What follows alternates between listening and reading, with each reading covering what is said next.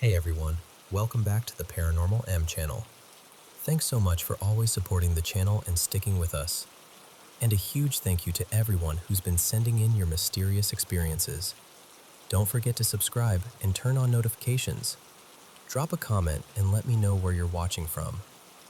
Lately, I've been counting down to the end of the day so I can sit here and share these mysterious stories from all around the world with you. Alright, let's get started. Hey. So I've only ever had one moment in my life that genuinely made me stop and think, okay, what was that?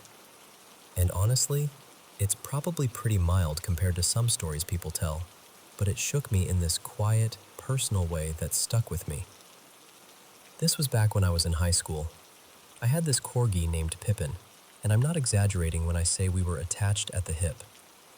He had this routine where he'd climb onto my bed like it was his bed, curl up close to my legs, and he'd stay there most nights like that was just the natural order of the universe. One night, I'm lying there with him, half asleep but still awake enough to be doing that mindless, affectionate petting you do when you love something and don't even have to think about it. I'm scratching behind his ears, and I'm talking to him in that embarrassing baby voice people swear they don't use until they absolutely do. I keep going. You're such a good boy. You're a good boy. Yes, you are. Probably 3 times in a row, maybe 4. And then, clear as day, right next to me, I hear a man's voice calmly respond, "Appreciate it, pal." Just like that. No distortion, no mumbling, not a TV in the other room, not someone down the hall. It sounded close, like it came from the space right above the blankets. And I froze, like fully locked up. I stared at Pippin. He was just lying there, relaxed, looking sleepy. I didn't see his mouth move. Nothing about him changed at all. But I heard it. I heard it the way you hear a person reply when you speak to them. And after that, there was absolutely no chance I was falling asleep anytime soon. I remember lying in the dark, eyes wide, trying to talk myself into literally any explanation. Maybe I imagined it. Maybe I was drifting off. Maybe my brain stitched something together. But the problem was, it didn't feel like imagination. It felt like someone was in the room with me and answered. Here's the thing, too. I never had anything else happen in that house. Not once. No weird noises, no creepy feelings, no haunted house vibe. Nothing before, nothing after. That moment was like a single drop of ink in an otherwise normal life. Now, my mom, she's had her own weird little moment, and it happened years later. By then, she'd moved into a different place, and she had the dog and my younger sibling living with her. I was away at college, living in a dorm. Pippin was old at that point. Sweet, slower, the kind of old where they seem softer around the edges. And then, one day, he passed away from age. Peacefully. The night after he died, my mom couldn't sleep. She's always been like that. The kind of person who can fall asleep but wakes up an hour later and just lies there, stuck in her thoughts. She told me she was awake in bed, staring at the ceiling, when she suddenly heard it. Little paws pattering across the floor. Quick, familiar footsteps, followed by a collar tag doing that tiny metallic jingle. And she said it wasn't subtle. It sounded like a dog trotting through the hallway like it belonged there. So she jumps up, heart pounding, and checks the house.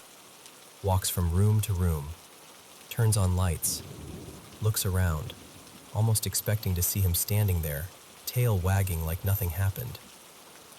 But there was nothing. The house was still, quiet, empty.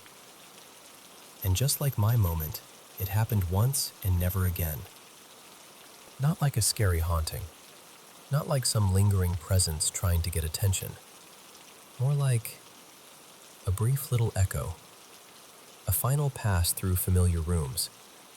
Like they're checking the places they loved one more time, just to say, yeah, this was home. And that's it. That's my one unexplainable story.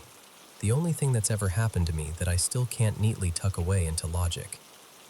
And even now, thinking about it, it doesn't feel terrifying so much as oddly tender. But I'm not gonna lie, when I heard that voice that night, I did not sleep for a while.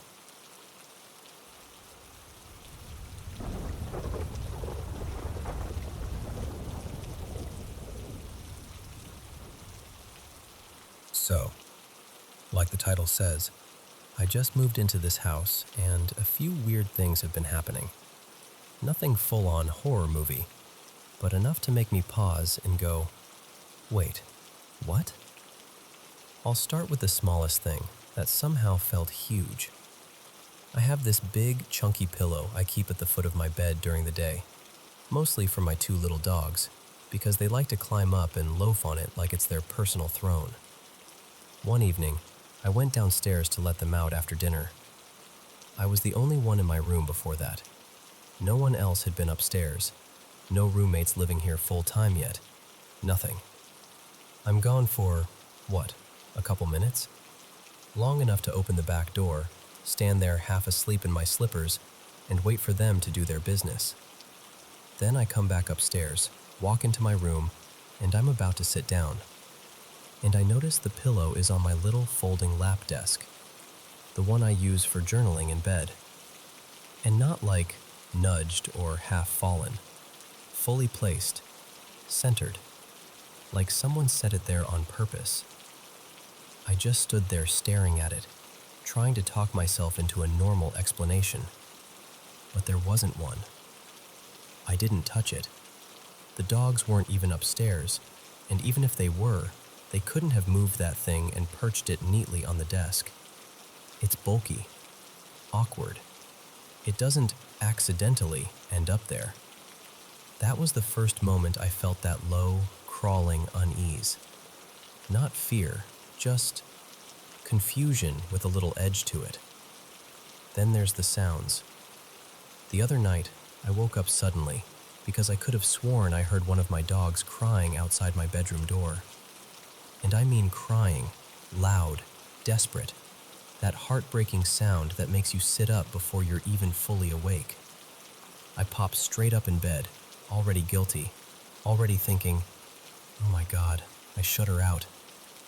I swung my legs over the side, reached toward the door, and then I turned my head and saw her, right there, curled up on her little bed in the corner, eyes open, staring at the door like she heard it too.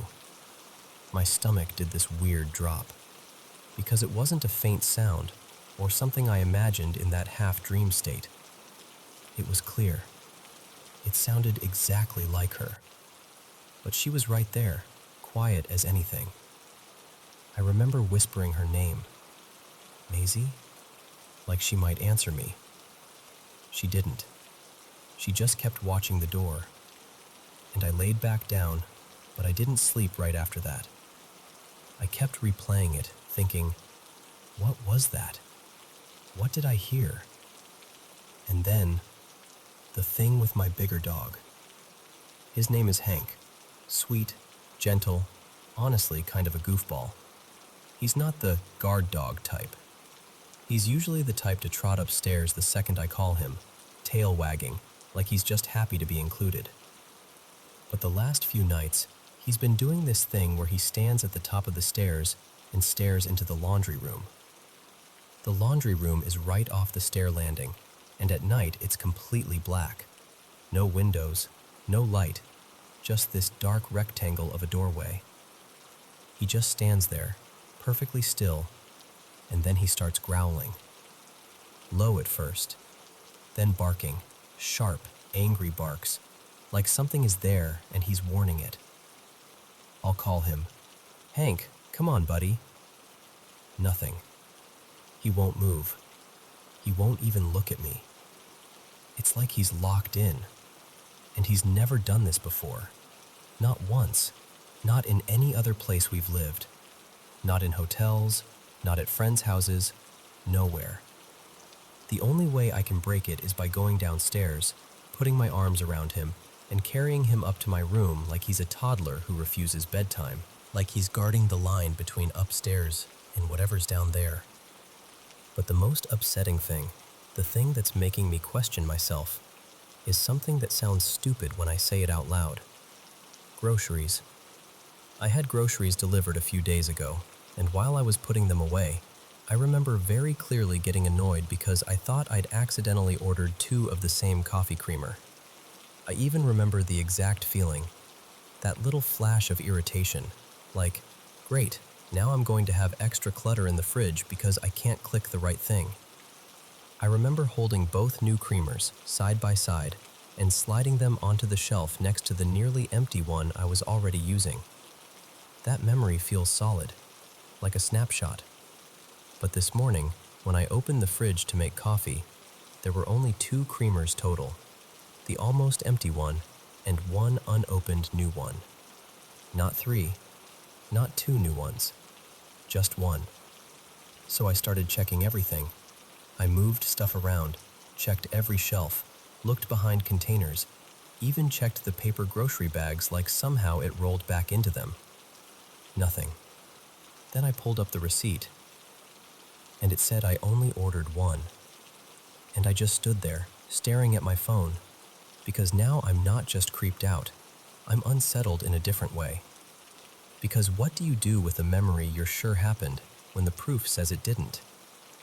I've been trying to stay practical about all of this. I checked the obvious stuff. I've got brand new carbon monoxide detectors around the house, and they're working. I'm not living with roommates yet. Technically, there are other people on the lease, but they're not fully moved in, and I'm the only one here day to day. So it's not like someone's messing with me. And that's why it feels so isolating. It's not one big terrifying thing. It's a bunch of small, wrong things. A pillow that ends up somewhere it shouldn't. A sound that shouldn't exist. A dog acting like there's something in the dark. A memory that feels real, but doesn't match reality. I don't even know what I'm asking for. Maybe I just want someone to tell me I'm not losing it, or that there's some explanation I haven't considered yet. Because right now, I'm in this weird place where I don't feel unsafe, but I don't feel fully settled either. And I really, really want to feel at home here.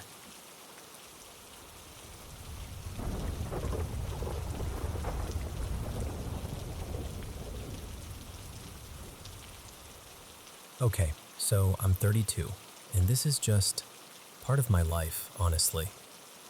I've always had these odd little premonitions, these flashes of knowing, and moments where I swear I can feel energies the way other people feel temperature. It's not something I've trained or explored the way I probably should have. It's more like it finds me when it feels like it. So a couple nights ago, I went to bed feeling unusually overheated, like sticky summer air hot. And I did something I basically never do. I slept with only a thin sheet. That might sound normal to most people, but for me, it's not. Ever since I was a kid, I've slept with a heavy blanket pulled up around my neck and shoulders. I know that sounds dramatic, but it's like my body refuses to relax unless I'm protected there. I've always felt like it connects to some old fear buried deep, like my throat has always felt vulnerable. I don't know how else to explain it. And that night, I also ended up on my back, which is another thing I almost never do. That's where it starts. I fell asleep and I'm dreaming, but the dream felt more like I'd stepped into someplace real. I'm in this small downstairs apartment, kind of cramped, dim lighting, the air feels stale. And there's someone with me, a friend. His name in the dream was Eli, and he felt familiar in that dream logic way where you just trust them. We realize the place above us, this house or unit, has a door that isn't locked. Like the whole building is just open. And the moment we notice it, dread rolls in. Not panic exactly, more like the sudden certainty that something bad can get in, and it's already on its way. There's this gap in my memory, like my mind skips a frame. And the next thing I remember Eli and I are hiding in a closet. And here's the part that makes my stomach drop even now. The closet looked exactly like my closet in real life.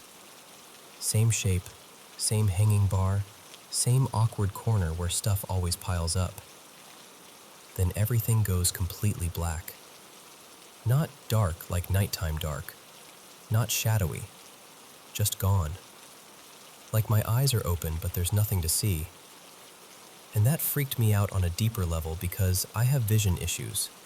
My left eye has never been great. So the idea of complete blackness hits a nerve that's hard to describe. And then, I'm on my back. I don't even know if I'm still dreaming at that point or halfway awake. It felt like both at once, like I was caught between worlds. But I could feel something coming at me, fast. I couldn't see it, but I felt it the way you feel a storm roll in before the first drop hits. The air got thick, heavy, hostile. Like the room was suddenly crowded with something that hated me. And my first reaction, because I'm stubborn and I do not fold easily, was to talk trash. I actually said, out loud, "Oh, come on then." Not in a brave movie hero way, more like pure instinct. Like, if you're coming, then come. The second I said it, it hit me. A weight, solid, crushing weight, slammed down onto my body.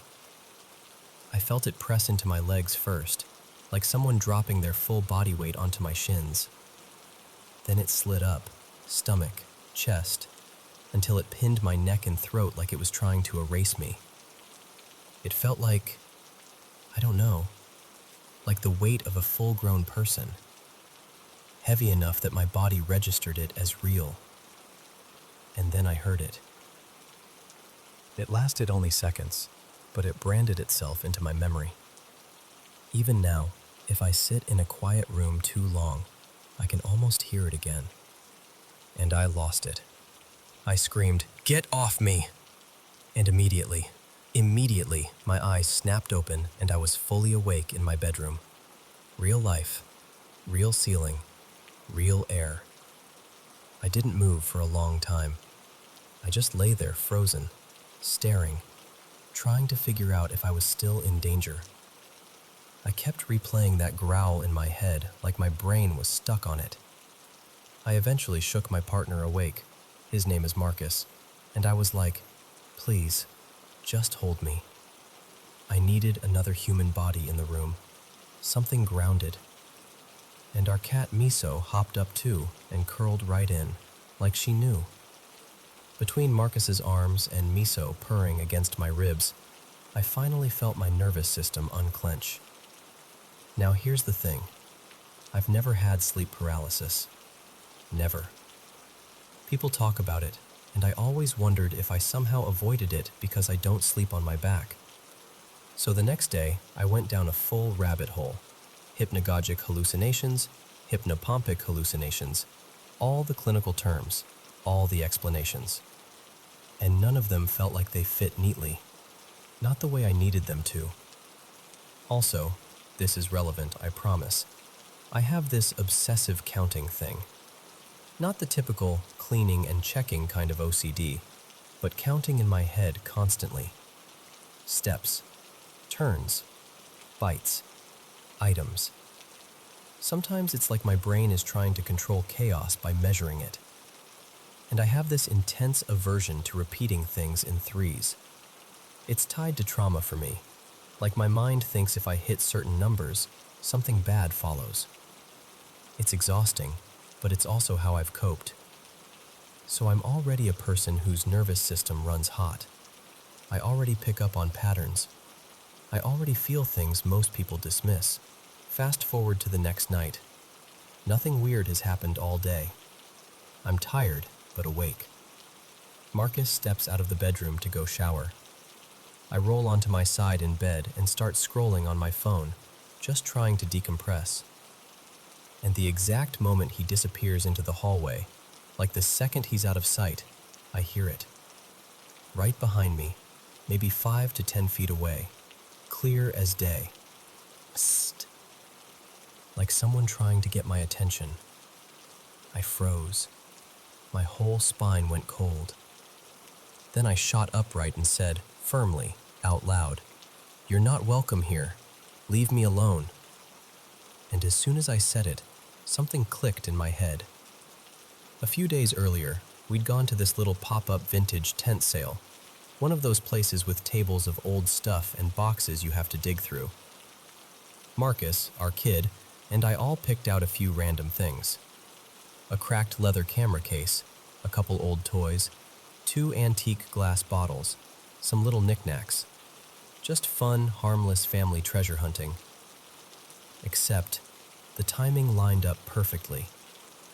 Everything that started happening started after those items came into the house. So I didn't debate it. I didn't overthink it. I gathered every single thing we bought that day, put it all in a box, and took it straight outside to the curb. Then I found an old bundle of sage I'd had tucked away for ages.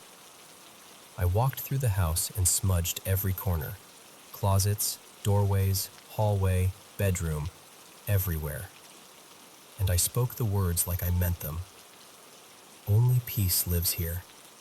Anything heavy, anything cruel, anything that doesn't belong, leave now. And since then, nothing.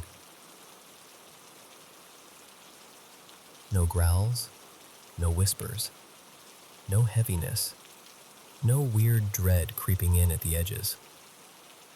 The house feels like it did before, warm, normal, ours. So, do I know for sure it was the secondhand stuff? I can't prove it. I can't hand you a scientific chart and say, here's the data. But in my bones, the way my body reacts when something is wrong, I truly believe it was connected. Like something hitched a ride. Like we brought home more than antiques. And honestly, it's a bummer, because we love antiquing. It's kind of our thing. But if the price of a cute vintage find is that kind of darkness in my bedroom, yeah, no thanks.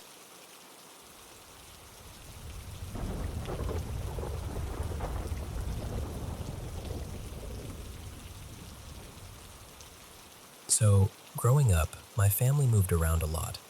It was just kind of our normal. Boxes half unpacked, new streets, new neighbors, the whole thing.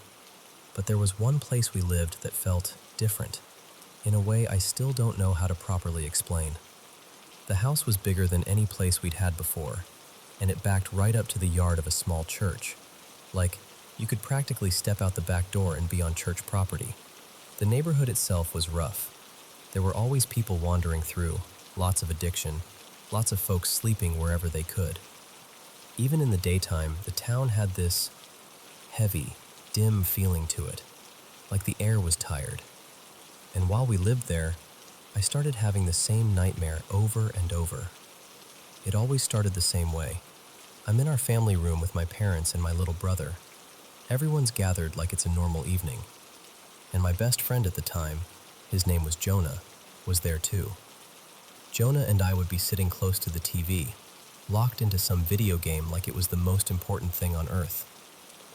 Here's the weird part. It was always the same part of the game.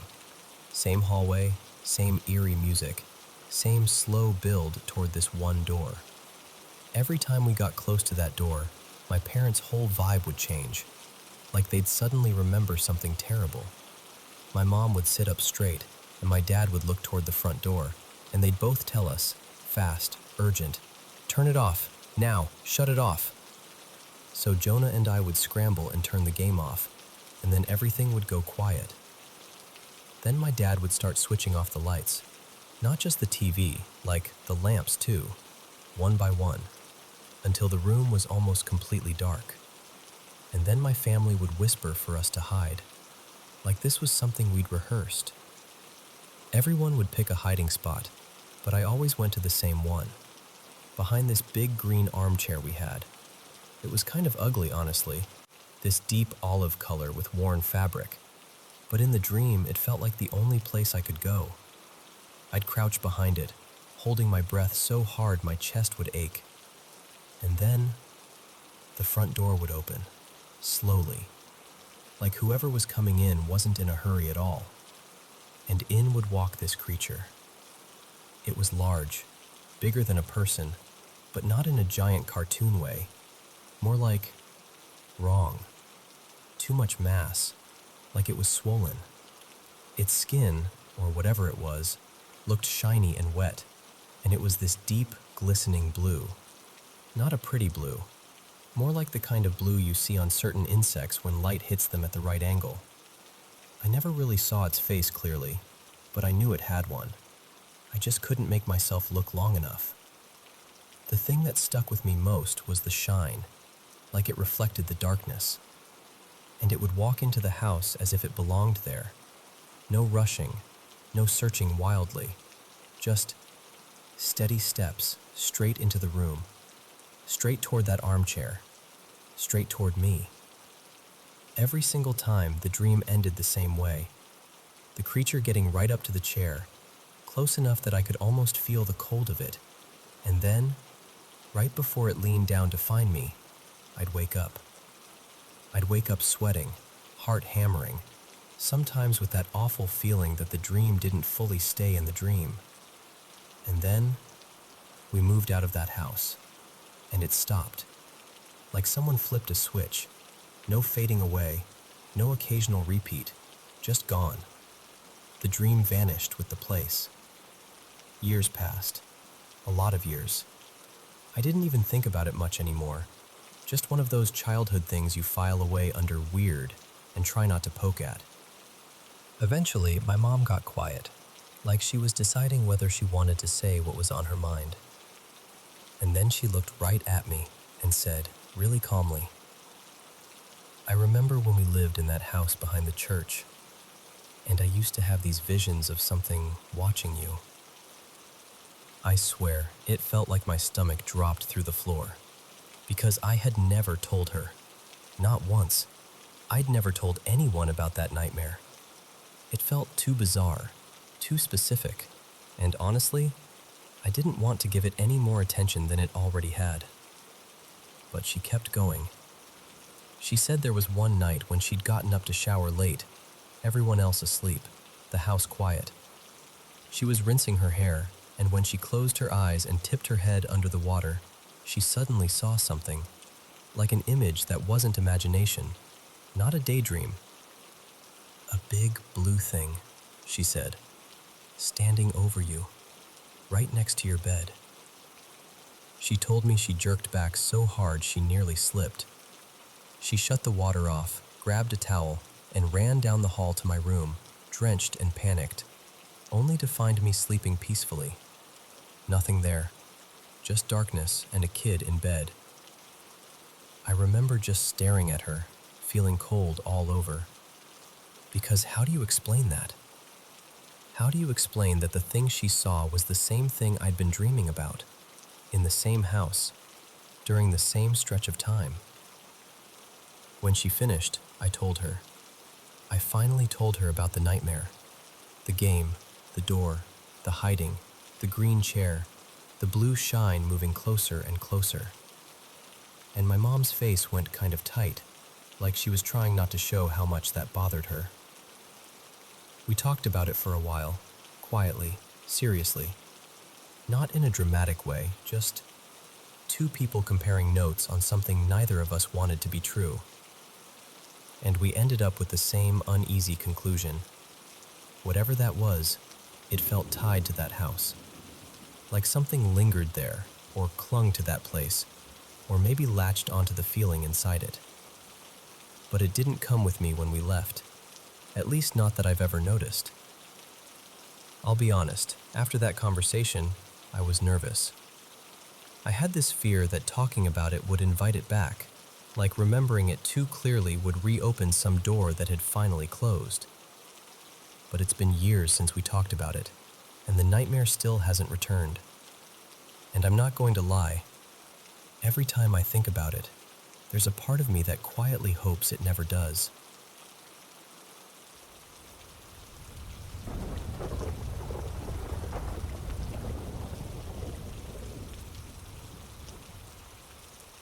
Hey, So, I want to tell you something that's stuck with me for basically my whole life. And just so you know up front, I'm not some paranormal expert or anything. I'm just telling you what I remember, the way it sits in my head. When I was little, like little, probably around preschool age, my family lived in this old farmhouse out in the countryside. My grandparents lived right next door on the same property, so the whole place felt like one big shared patch of land. The house was ancient, built way back in the 1800s, so by the time I was growing up there, everything had that older than you can explain feeling. Weathered wood, creaky doors, barns that always looked a little tired, even when nothing was wrong. Anyway, it was one winter evening, cold enough that the air hurt when you breathed it in. I'm pretty sure it was late November or early December. The sun was completely down and out there. Once it's dark, it's dark. No streetlights, no nearby neighbors. Just silence and shadow and that big open space that feels twice as huge at night. My mom asked me to walk over to my grandparents' place to return a couple of VHS tapes I'd borrowed. It wasn't far, just a short walk. But I had to cross the farm driveway to get there. And I remember being a kid, walking alone, and trying to act brave while my stomach was doing flips. Later, I learned my mom and my grandma were watching from their windows the whole time, just making sure I got there safely.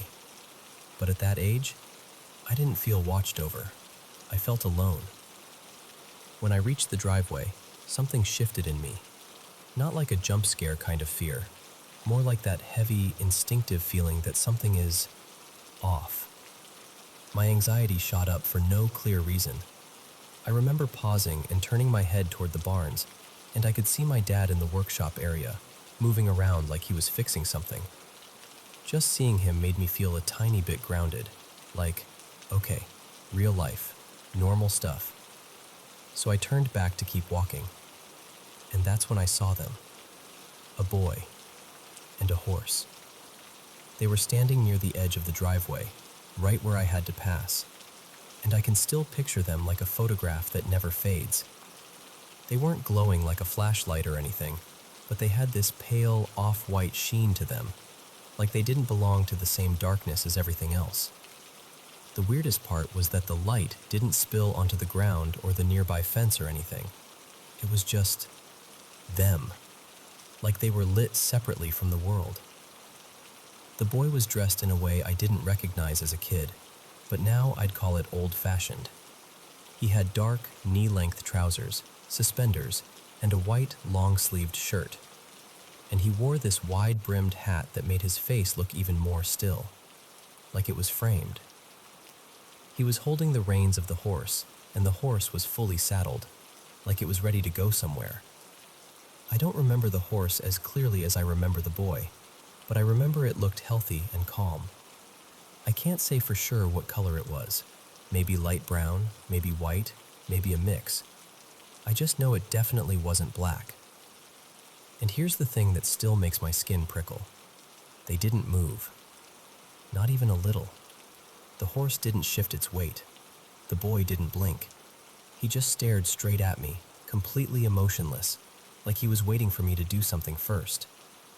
And I remember standing there, frozen in the cold, too scared to scream, like my body had forgotten how. It couldn't have been long, maybe only a few seconds. But you know how time stretches when you're terrified. It felt huge. I bolted. I ran back home so fast I nearly crashed through the door. I remember practically throwing myself inside and yanking it shut behind me, like that would somehow seal the whole night out. And when I looked back, nothing. Gone. Just empty driveway and darkness. I told my parents right away, of course, but you know how that goes. They didn't believe me. Or maybe they didn't want to. They brushed it off like it was my imagination, or a kid's brain turning shadows into stories. Years passed. About a decade or so later, we were still tied to the same property. By then, my mom was even running a daycare out of the house. And the boy and his horse had basically become this spooky little story I'd tell friends when they came over for the first time. Half joking, half not, because even though I could laugh about it, I never forgot how real it felt. Then one morning, broad daylight, one of the daycare kids was getting dropped off. The parent was walking them in, and out of nowhere, the kid pointed toward that exact spot by the driveway and said something like, "Look, Mommy, horsey." And I remember my blood just draining, because that kid had no idea. Nobody had told them anything. They just pointed like it was the most natural thing in the world. I didn't see anything when I looked, nothing at all. But my mom said I went white as a sheet, and I know I was shaken. And weirdly, kind of thrilled too, because it wasn't just me anymore. It meant, at least in some small way, that I hadn't invented that night out of thin air. I'm glad it seemed less scary for the kid, though. They weren't frozen like I was. They weren't terrified. They just noticed something. After that, I had a few other strange moments in that old house. But honestly, most of them I can explain away as sleep paralysis, because I've had that, and it can mess with your senses in a way that feels completely real. The only one that still nags at me is this one time I lay in bed and watched the carpet in my childhood room dent like footsteps were moving across it, like someone walking, slow and steady. But even then, I was in bed, half asleep, and I didn't move or call out. So who knows? My brain could have been playing tricks. I've been back to the property since then. My grandma still lives next door, and everything is calmer now, I guess. I haven't seen the boy and the horse again, and I haven't heard anyone mention it since that daycare moment. But I swear to you, if I close my eyes, I can still see that winter night like it's right in front of me. The driveway, the dark, the way the air felt, and that boy standing perfectly still, holding the reins, looking straight through me like he'd been there long before I ever was.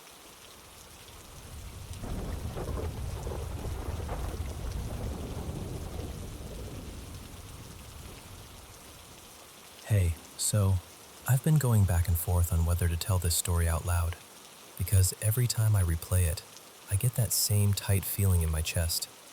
But I'm going to try, because maybe saying it plainly makes it feel less stuck to me. So I live with my mom, Mary Ann, and until recently my grandpa, Gordon, lived with us too.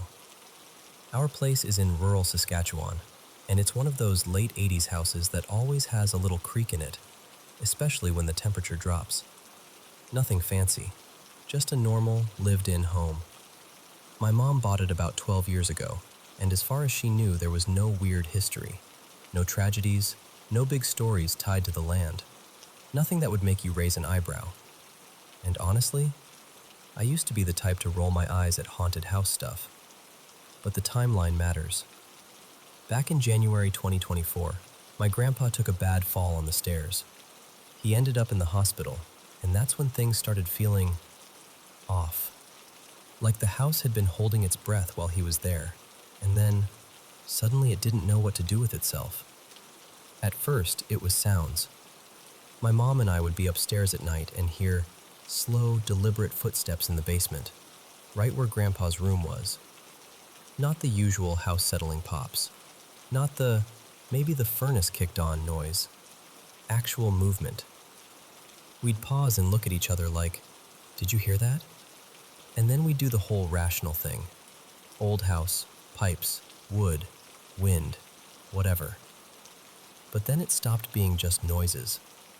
Little things started happening that were hard to explain away without feeling like you were lying to yourself. The downstairs bathroom sink would be running when neither of us had been near it. The laundry room door would be open after we both remembered shutting it. Cupboards not fully closed. Lights doing that flicker, then just turning off, like someone flipped the switch while you were still standing there. And once, this one still bugs me. The old stereo down there turned on for maybe 3 seconds. Not quietly. Not like it came on and faded in. It blasted a radio station so loud it sounded like someone was messing with us. And then it cut off, right as I walked past the doorway. It's the kind of thing that sounds small when you list it out. But when it's your house, your normal, everyday space, and it keeps happening, you start moving differently. You start listening harder. You start avoiding certain rooms. What scared my mom more, though, wasn't even the house. It was the hospital.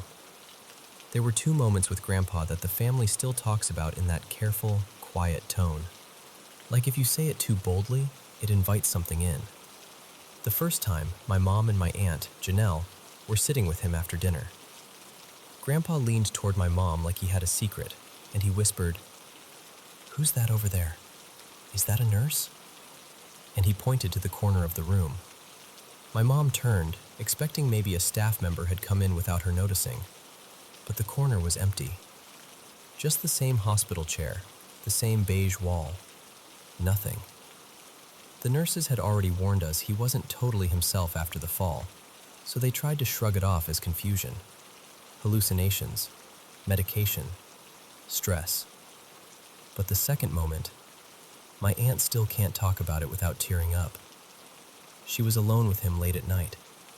She said he was drifting, half asleep, when he suddenly jolted upright, eyes wide, face tight with fear, and he told her, very quietly, "There's something behind you." She said she froze, because the way he said it didn't sound confused. It sounded certain. She stood up fast and spun around. Nothing. Just the dim room. No one there. And my aunt swears. She felt a touch on her shoulder. Not a pat, not a brush, a deliberate pressure. And right after that, like a breath against the back of her neck, she bolted up, grabbed her coat, and called my mom, shaking so hard she could barely get the words out. My mom told her to go home, to leave right then. And after that, nothing else happened in the hospital. For a while, things at the house calmed down too. Not completely, but less. Like whatever it was had gotten bored. Then Grandpa passed a few weeks ago. And since then, the basement has felt active again. Not in a dramatic movie way, more like a persistent feeling that something is restless. We'd hear odd knocks, a faint shuffle, the occasional light flipping when you know you didn't touch it. But tonight is what finally snapped something in me. It was around 10 p.m. My mom walked into my room in this totally casual way and asked, "Do you want ice cream?" I said yes, obviously, and I started to head toward the front door to put my shoes on. She laughed and told me I didn't have to come if I didn't feel like it, so I decided to stay home. Before she left, she told me, "Lock up behind me, okay?" And I said I would. She walked out. I heard the front door close. I went to the bathroom for a minute, and when I came back out, I locked the door like she asked. I remember doing it clearly because I had that brief, stupid thought of, wow, I'm being very responsible right now. The screen door wasn't locked, but it was definitely latched, like it always is. Then I went back to my room, put my headphones on, and got back into a game. I even had my floor fan going, so there was noise on top of noise. Maybe 10 minutes later, 10, 15 at most, I heard my mom's voice, loud and clear, calling my name from the front entry like she'd just come back in. Not muffled, not distant, not maybe I imagined it. It cut through my headphones and the fan like she was standing in the hallway. She called my name and said something like, "Come grab it." Ice cream. So I jumped up, annoyed at myself for not hearing her come in. I called back, "Sorry, I didn't hear you get home," and I hurried to the door. And when I turned the corner, the front door was slightly open. Not wide open, but cracked, like someone had just come through it. And the screen door was wide open, and the porch was empty. No mom, no car pulling in, no headlights, no footsteps, nothing. Just cold air and that open doorway.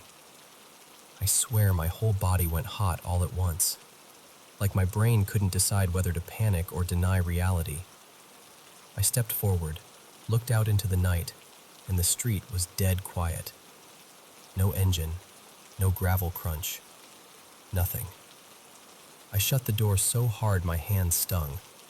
I locked it, then checked it, then locked it again even though it was already locked, and I backed away from it like it might swing open on its own. I sat in my room with the lights on until my mom finally came home for real, holding a bag with ice cream like everything in the world was normal. I told her what happened, and she went pale in that way people do when they're trying not to scare you while they're also scared themselves. We searched the whole house together because the only explanation that felt even slightly grounded was that someone had gotten in. But nothing was missing. Nothing was disturbed, other than that door. And here's the part that makes it even creepier. We have 2 dogs. They bark at delivery drivers, squirrels, their own reflections, everything. But during most of these weird moments, they stay quiet, like they don't want to acknowledge it. So, that's where I'm at. I don't have some big dramatic ending. I don't know what it was. I don't know how my front door ended up open. I don't know how I heard my mom's voice in the house when she wasn't even home. All I know is that it sounded like her. It used the exact reason she'd have to call me, and it lured me right to the front door. We're moving soon, and I'm clinging to that like a lifeline. Because if this is tied to the house, or to whatever shifted after Grandpa got sick, I just want it left behind. I want a new place to feel quiet again. And I want my mom's voice to only ever belong to my mom.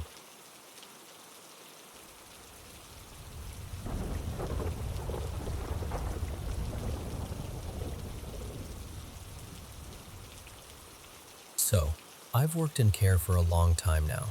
Let's call it 25 years and change. And I can tell you, I've seen some things that still make my stomach flip if I think about them too hard. There was one place I worked at for about a decade, and that building had history. Everyone knew it. It sat on land that used to be an old hospital, and even outside, you could still see parts of the original brick boundary wall running along the edge like a reminder that the past never really moved on.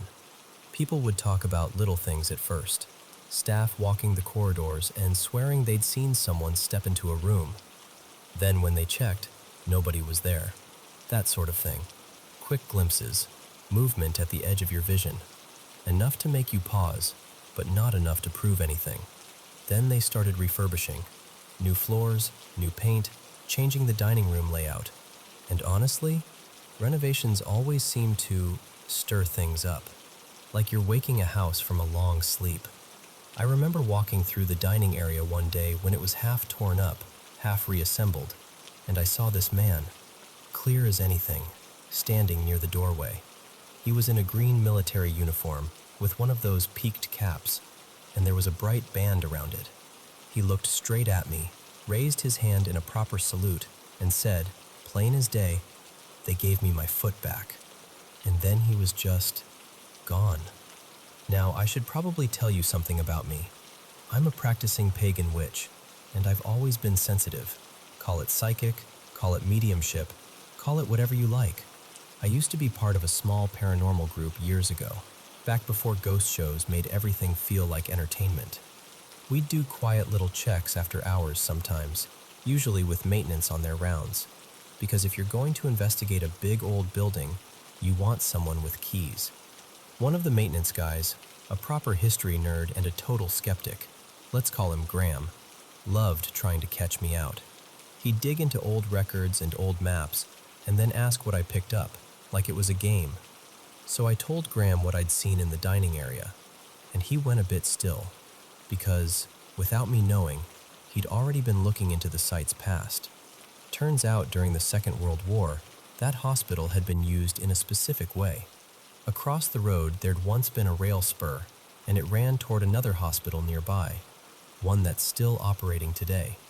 The story went that one place handled the general wounded, and the older hospital on our land had been used more for officers or special cases. And that line, "They gave me my foot back," Graham said it made him think of soldiers coming back from injuries, prosthetics, surgeries, all that. That wasn't the only time either.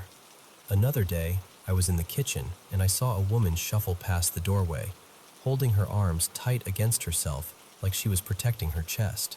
She looked exactly like one of the residents, so I went straight out, heart thumping, ready to guide her back. But when I checked, she was safe on the unit, sitting exactly where she'd been all along. Later, someone told me there'd been a cook years before I started. Lovely woman, apparently, who had a twisted hand, and she'd walked with her arms held close like that.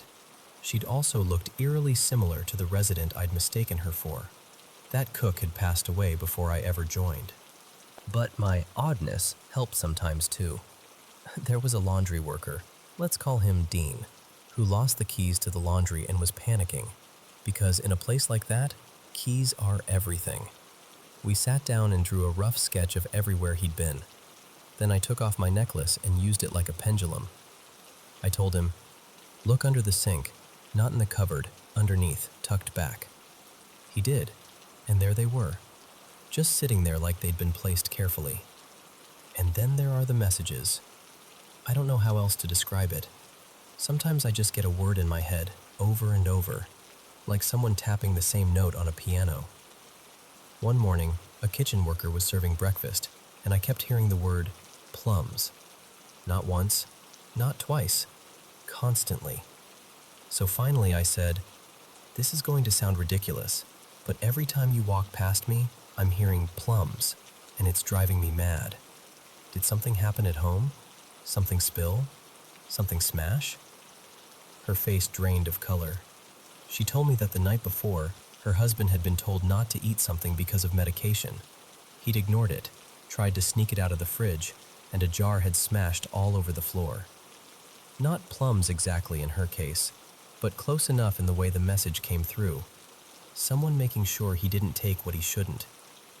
I told her, "Well, it sounds like someone's looking out for him, even if they're doing it in a very dramatic way."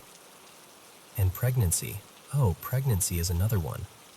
I don't go around announcing it like some party trick, but sometimes I just know.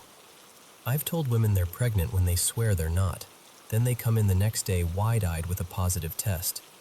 I even told one colleague she was having a girl, and that the baby would arrive on October 31st.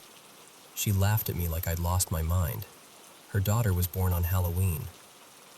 But not everything felt friendly. There was one corridor in that old place that turned my blood cold every time I went down it. You know how some spaces feel heavy? Like the air is thicker? It wasn't just sadness. It was anger, sharp and old. 2 rooms in particular felt wrong.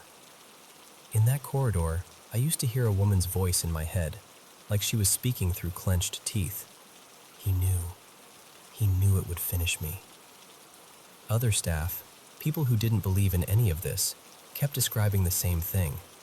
A woman in a white nightdress, long dark blonde hair, standing where she shouldn't be. Always in that stretch of hall. And then there was one incident that genuinely scared me. I got pulled onto a unit I didn't usually work on. There was a man in a wheelchair there, new face, and the moment I felt his energy, my skin crawled. It wasn't just unpleasant, it felt sticky, like tar, dark, wrong.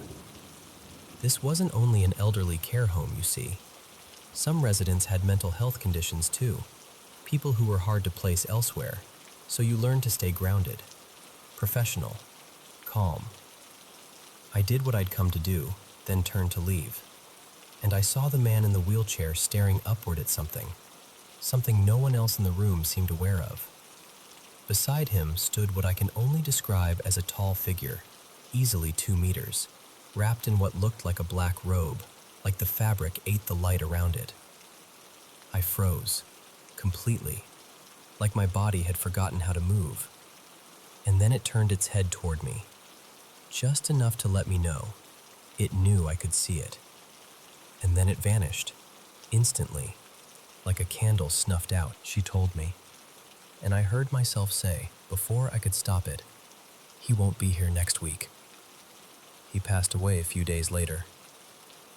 Not long after that, there was a resident, gentle woman, who asked me to wash her hair because her husband was coming to visit. I offered, and she looked at me with that calm, steady gaze some people get near the end and said, "I won't be here tomorrow." Then she added softly, "You know what I mean." I did know. I washed her hair anyway, carefully, like it mattered, because it did. When I finished, she held my hand and thanked me, and said she was going through and didn't need to say the rest. I told her, "If you can, let me know you're all right." She nodded, smiled. 2 days later, I was back on shift. She had passed away the next day, just like she'd said. And I was in the laundry room with a coworker, sorting sheets, when a box on the top shelf suddenly flew off and smacked into the door hard. Right after it hit, I heard this bright, unmistakable laugh, like someone delighted with themselves. My coworker bolted out screaming. I just stood there and said, quietly, "All right, love. Thank you. I hear you. Take care." Because I knew exactly who it was. I never worked nights at that old place, and honestly, I'm glad. I can't imagine what I might have seen if I had. I worked at other homes after that, little bits here and there, nothing huge. Sometimes I wondered if I'd shut myself down without realizing, like turning the volume down inside my own head. But then I started at the place I'm in now, and I've been here since it was built. It's only around 10 years old, so you wouldn't think it would have that kind of activity. But it does.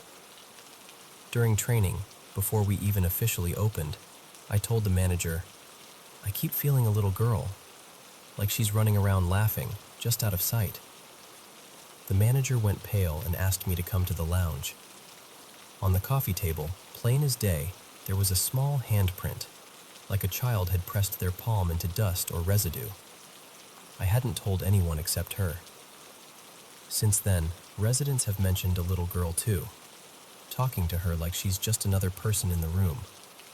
I've heard bangs on walls when nobody's near. One time I was in an office opposite the laundry with only one housekeeper in that end of the building. We both heard what sounded like a heavy box slam into a wall. We both ran out at the same time, each thinking something had happened to the other. Nothing. No fallen boxes, no accidents, just a sound, like something wanted to be noticed. And at night, people have seen lights moving past the office window when the building should be dark. These days, I work nights now, and nights are different, quieter, thinner somehow. I've seen people sitting in lounge areas when everyone is tucked in bed. I've seen small orange balls of light hovering at the end of a corridor, like floating embers. I've seen shadow figures on one floor, and on another, I've felt something behind me, close enough that my shoulders tense, even when I refuse to turn around. One night, a colleague and I sat down at the desk around 3 a.m. to do paperwork. All residents asleep, everything settled, and we both heard someone say her name, soft, clear, right beside us. "Tan." I looked at her and said, "Did you hear that?" She swallowed and said, "Yes," and I was hoping I hadn't. I don't turn the lights off when I'm on shift, especially if I'm alone. I know some people prefer dim and quiet, but I don't, because I don't want to see what the dark makes easier to see. Around Christmas, we had an expected death.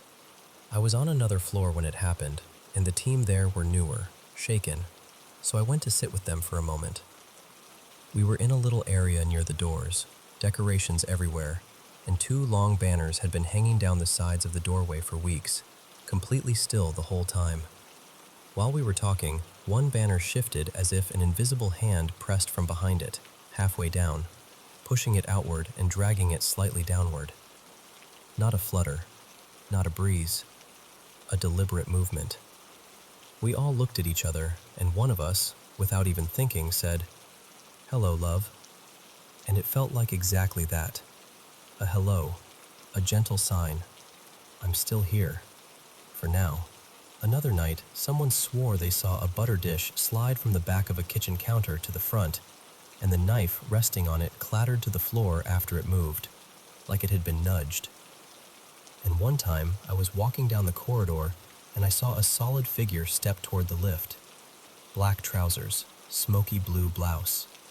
I called out, because you do, don't you? You assume it's a coworker. But when I got there, no one was in sight. The lift hadn't been called. Every resident on the floor was asleep.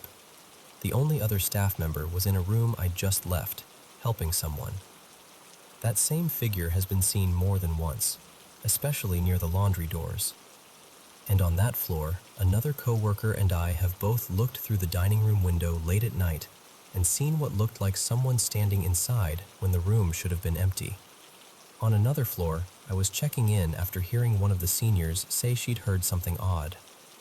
We stood listening, and down the corridor, where there were no female residents awake and no women working in that stretch, we heard a woman laughing. We checked rooms. No TVs, no radios, everyone asleep. We went back to where we started and heard it again. So I walked down that corridor and said out loud, firmly, "That's enough. You need to leave. No more." And the laughter stopped. Completely. Nothing else for the rest of the night.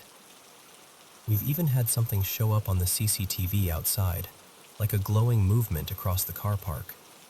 2 staff went out, and 2 of us stayed inside directing them by phone, lining them up with where the light was moving. The moment they stepped into the spot, the glow shot away fast and disappeared. And one evening before shift, I was outside chatting with a coworker near the smoking area when we heard tapping on a fence near a locked maintenance storage section. Tap, tap, tap. We ignored it. Then it happened again, and again. So I grabbed my metal bottle, swung open the gate, and stepped inside. Nothing. No animal.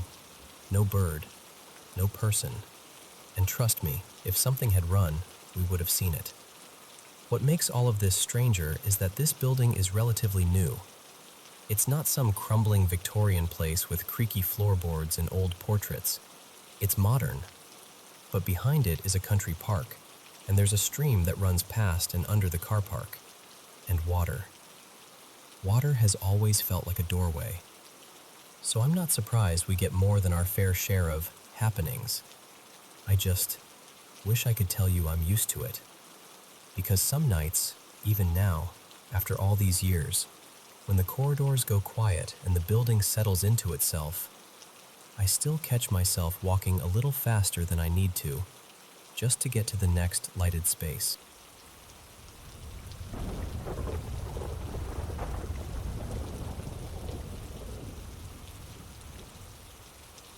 Hey, so I've been deep in a rabbit hole lately, and it's basically 2 things that keep circling each other like they're connected. Precognitive dreams, and that unsettling idea that sometimes people somehow sense when the end of their life is getting close. Let me start with the dreams, because that's the part that keeps messing with my head the most. I've had this happen a lot, more than I'd expect if it was just coincidence. I'll have a dream, and it's not vague or symbolic or anything. It's specific, like a scene, a place, a conversation. And then days later, sometimes weeks, sometimes months, something happens in real life that lines up so closely it makes my stomach drop. And the weirdest part is, it's not always a place I recognize. Sometimes in the dream, I'm standing somewhere I've never been before. Like the layout is unfamiliar, the lighting is unfamiliar, the whole setting feels brand new. Then later on, I'll end up going somewhere. Maybe a trip, maybe visiting someone, maybe just tagging along on something random. And suddenly, I'm there. And it's not, oh wow, this feels familiar, like déjà vu. It's not that at all. It's more like, no, I've literally seen this already. Like my brain pulls the memory of the dream off a shelf and goes, this is the exact moment. This is it. And that's what makes me wonder, If the mind can do that, if it can somehow pick up pieces of the future, then is it really that impossible that it might pick up something darker too, like your own death? Because the second thing I've been thinking about is those moments when people seem to shift right before something tragic happens. Like there's this strange change in them that doesn't make sense at the time, but afterward, everyone looks back and goes, wait, why did they do that? For example, I remember hearing about a musician, Jace Rylan, who was killed in a sudden robbery situation. A short time before it happened, he posted this emotional video that felt different from his usual vibe. It wasn't like he was predicting it directly, but the way he spoke, like he was saying goodbyes without saying the words, made people revisit it afterward and wonder if he felt something coming. That kind of thing always sticks with me, even if you can't prove what was in his head. But the one that really gets me is closer to home. Someone connected to my family, let's call them Marina, about a week before they died, they did something completely out of character.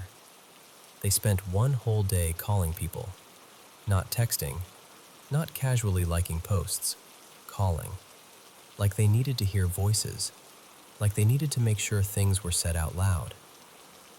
And it wasn't just one or two people, it was a list. Family, old friends, people they hadn't spoken to in forever. And every call was basically the same message. I just want you to know I care about you. You matter to me. I'm grateful for you. Stuff like that. Everyone thought it was unusual, but nobody thought, oh no, something's about to happen. You don't think that. You just assume maybe they're feeling emotional. Maybe they had a rough week. Maybe they're reflecting, whatever. And then, about a week later, they drowned. That's the part that makes me feel cold when I think about it. Because it's like, what was that? Was it random? Was it instinct? Was it their subconscious noticing patterns or risks they weren't consciously aware of? Or was it something deeper, like some internal alarm going off that they couldn't fully explain? And that's where these two topics connect for me. If your subconscious can stitch together future moments in dreams, specific ones, detailed ones, then maybe it can also pick up on the trajectory of your own life. Not in a dramatic crystal ball way, more like quiet signals, patterns, probabilities, micro decisions, danger you haven't consciously registered, changes in your body you haven't noticed yet, things that add up. And maybe some people interpret that as a feeling. Or they suddenly get this urge to close loops, to make calls, to apologize, to tell people they love them. Like the part of them that doesn't use words is trying to do something important before time runs out. I don't know. I'm not saying I'm convinced. I'm just saying it doesn't feel as impossible as it used to. And honestly, I'm curious. Have you ever had a dream that came true later? Not a coincidence, not a general theme, but a real moment you recognized as soon as it happened? Or have you ever felt that strange, unexplainable heaviness, like something was coming, even though you couldn't point to anything? I've been trying to figure out how precognitive dreaming could even work, or why it happens to some people more than others. And I'd really love to hear what you think, your ideas, your experiences, anything. Because the more I look into it, the more it feels like there's something here, even if we don't have the language for it yet.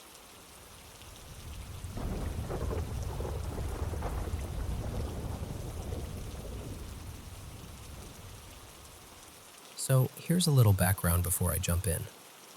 A few years ago, we moved into this brand new townhouse that had been built on what used to be farmland in upstate New York. It was me, my husband Evan, our two little ones. One was about 6 months old and the other had just turned 2. Plus my 18-year-old daughter Marisol and our enormous, goofy Irish wolfhound puppy named Bram. And I'll just say this up front. I've always been the kind of person who can sense when a place has leftover energy. Like, I don't go looking for anything, but if someone who used to be alive is still sort of around, I usually feel it before anything happens. Marisol's the same way. But when we moved in, nothing. It felt clean and empty, totally normal. Until one night. Our baby was sleeping in a crib right next to my side of the bed, so close I could reach over and put my hand on him without even getting up. I remember waking up because he started fussing for a feeding. I was half asleep, that mom autopilot feeling, and I started to sit up. And then I heard a man's voice, very calm, very close, say, "He's okay. I've got him." Not loudly, not scary, just matter of fact, like someone reassuring you the way a partner would. And this is the part that makes me laugh now, I just mumbled, "Okay," and laid right back down. Like my brain accepted it for a second without question. I even put my hand on the side of the crib, still sleepy, and started drifting off again. Then I hear footsteps, and Evan comes into the room holding a bottle, looking at me like, "Why are you still lying there?" He'd apparently woken up first, gone downstairs, and was making the bottle the whole time. So now I'm sitting up, blinking, trying to sort out why I thought someone else had it handled. Because Evan hadn't been in the room, and there were no other adult men in the house. That was the first time my stomach did that little drop. About a month later, it happened again, only this time I was wide awake. It was just me and the kids at home, and I was making dinner. Bram was still young, still in that stage where he was technically a puppy, but already the size of a small horse. And if you turned your back for 2 seconds, he'd absolutely help himself to anything on the counter. So I'd started putting him in his kennel in the garage while I cooked. The garage door was right off the kitchen, super close, but it was shut, the light was on, everything normal. He hated being kenneled and would whine this long, dramatic, miserable song the whole time. I'm chopping vegetables, checking on the toddlers, hearing this big dog complaining behind the door, and then the whining stops. Just instantly. And I hear a man's voice, gentle and steady, say, "It's all right, buddy. It's all right." Twice, maybe 3 times. I actually froze with my hands still on the counter because my mind was doing the math really fast, like, nope, not possible. Nobody's here. I yanked open the garage door so fast I almost slammed it into the wall. And there was nobody. No movement, no footsteps, nothing. But Bram was shoved as far back into the corner of his kennel as he could get, wide-eyed, trembling, and he had peed on himself, like he'd been scared out of his mind. That part got to me, because it wasn't just me hearing something anymore. The dog reacted like someone was there. Not long after that, Marisol came to me one evening and said, really casually, "Okay, has anything weird been happening here?" And I looked at her and I was like, "Why?" And she'd just say hi back. I asked her, "Does it sound angry? Like bad?" And she shook her head. "No, it sounds friendly, like someone being polite." That's when I realized this wasn't one-off weirdness. Whatever it was consistent. After that, it became almost routine. We lived there another year, and the voice would pop up now and then. Not constantly, just enough that you'd forget about it for a while, and then it would happen again and you'd get that chill like, "Oh, right, you." Sometimes it would be simple things, like when we walked in with groceries and we'd hear, "Hey there," like we'd just come home to a roommate. Sometimes it would comment on little everyday stuff. "Smells good," if I was cooking, or "It's coming down out there," when it was raining. Once, I couldn't find my keys, and I was doing that frustrated mom search, checking the counter, the diaper bag, the couch cushions, and I heard, plain as day, "By the back door." And they were. My husband didn't love any of it. Evan is a sweet guy, but he's also very much a reality has rules person, and this did not fit neatly into his world. At first, he wanted to pretend it wasn't happening, but eventually, you can only ignore something for so long when it keeps saying hello. He got used to it in the way you get used to a weird house noise. You don't like it, but you stop panicking. Bram, too, changed over time. In the beginning, he was wary, always stiffening, staring into corners, acting unsure. But later, I'd see him wag his tail and stare at empty space like someone was talking to him. And every once in a while, we'd hear something soft like, "Good boy," or "Hey, buddy," and Bram would calm right down. And the strangest part is, it never felt threatening. No slamming doors, no shadows, no footsteps running down the hall. Nothing physical, nothing aggressive, just this presence that seemed content to be noticed. Eventually, that's what it felt like to me. Someone who wanted acknowledgement. Maybe even someone lonely.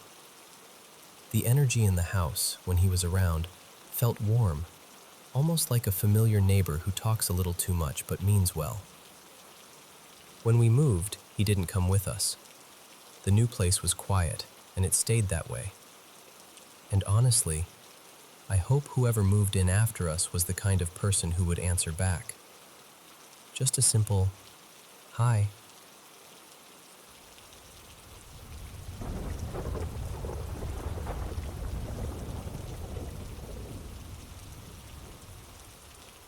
Hey, so I've been sitting with something I saw a little under 2 weeks ago, and I can't shake it.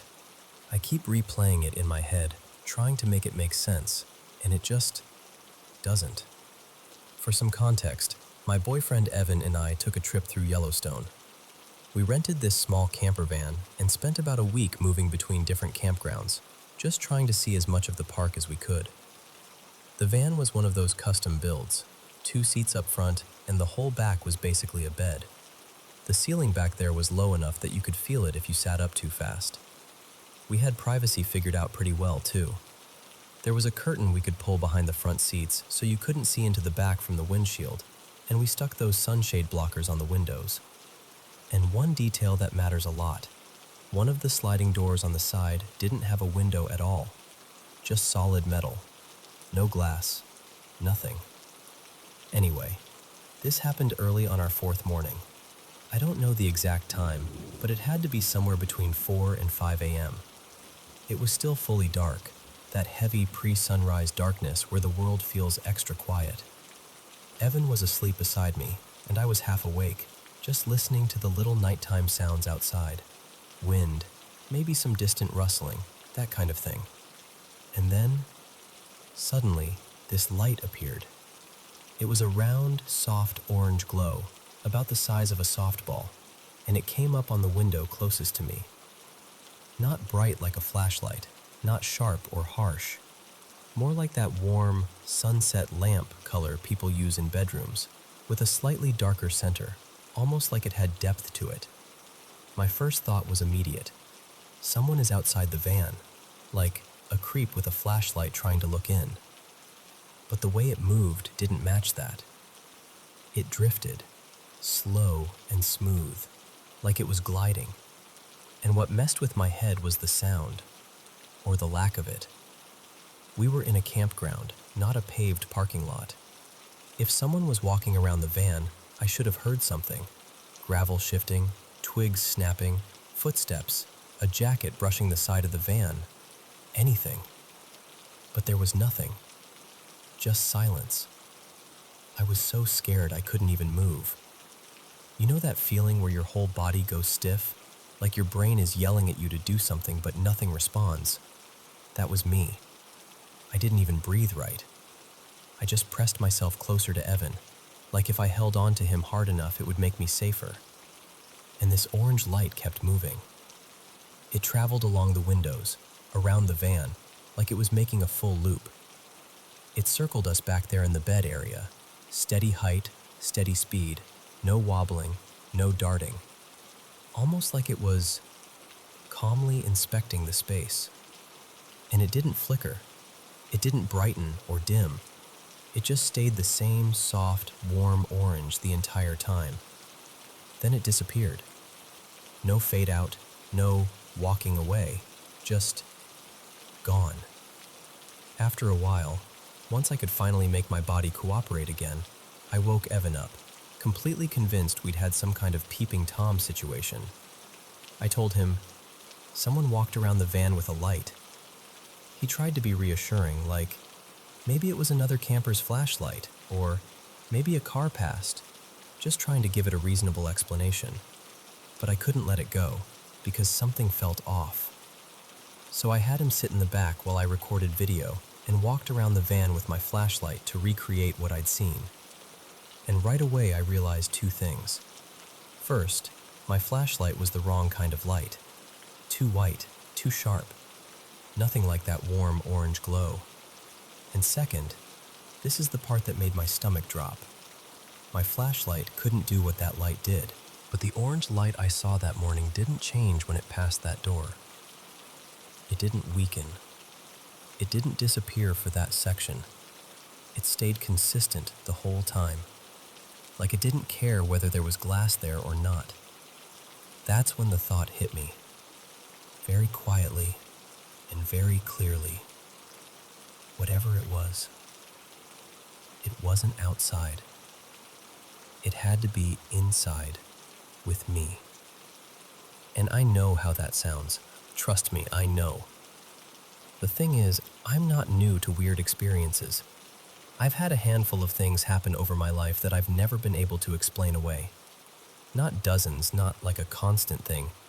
Maybe 7 real encounters total.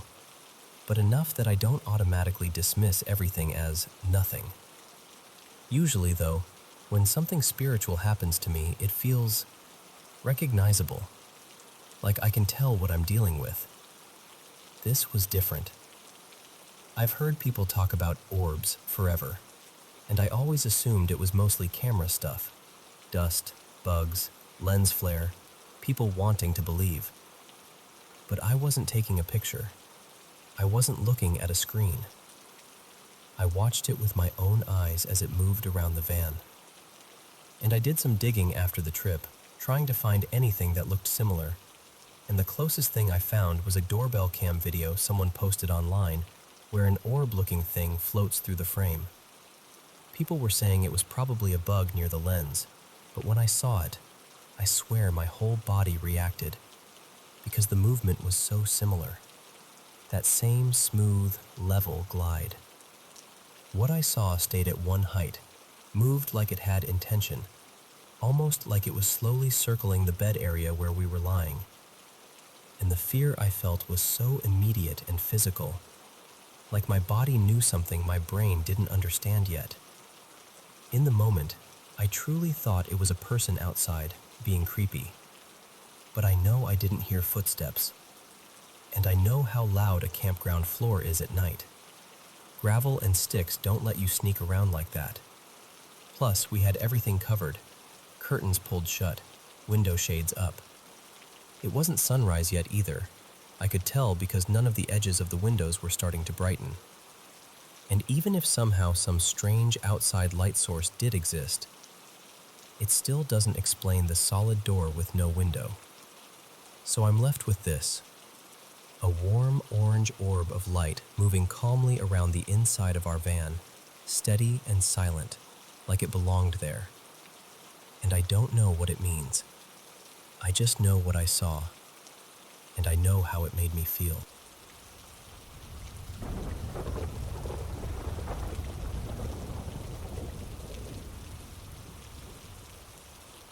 Hey, so I've got to tell you about this trip I took with my old man. I still think about it way more than I want to, and every time I do, I get that little chill right at the base of my neck. So, my dad, Ray, Calls me up a few days before the weekend. Says, my partner backed out, drew a tag in another unit. And the way he said it, I could tell he didn't love the idea of going alone. Now, my dad's been hunting since before I was even a thought. I'm talking decades. Bow hunts, rifle hunts, scouting trips, you name it. He's the kind of guy who's calm in places most people would panic. So I'm like, yeah, of course I'm coming. No question. We loaded up and headed out toward the Toyabe Range, out near Kingston, Nevada, way out there.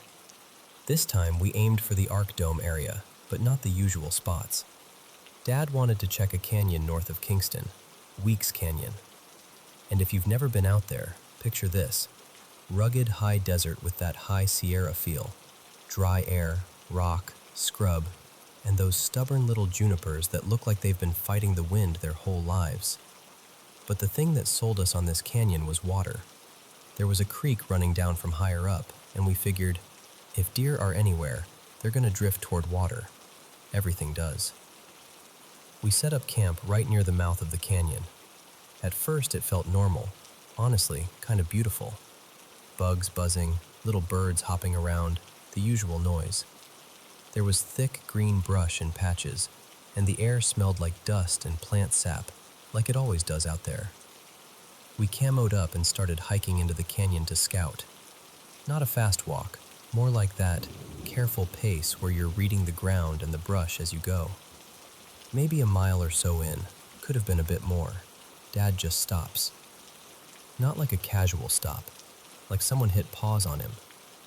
He goes dead still, then leans his head slightly, like he's trying to catch something on the wind. He whispers, "You hear that?" So I freeze, hold my breath, and listen. Really listen.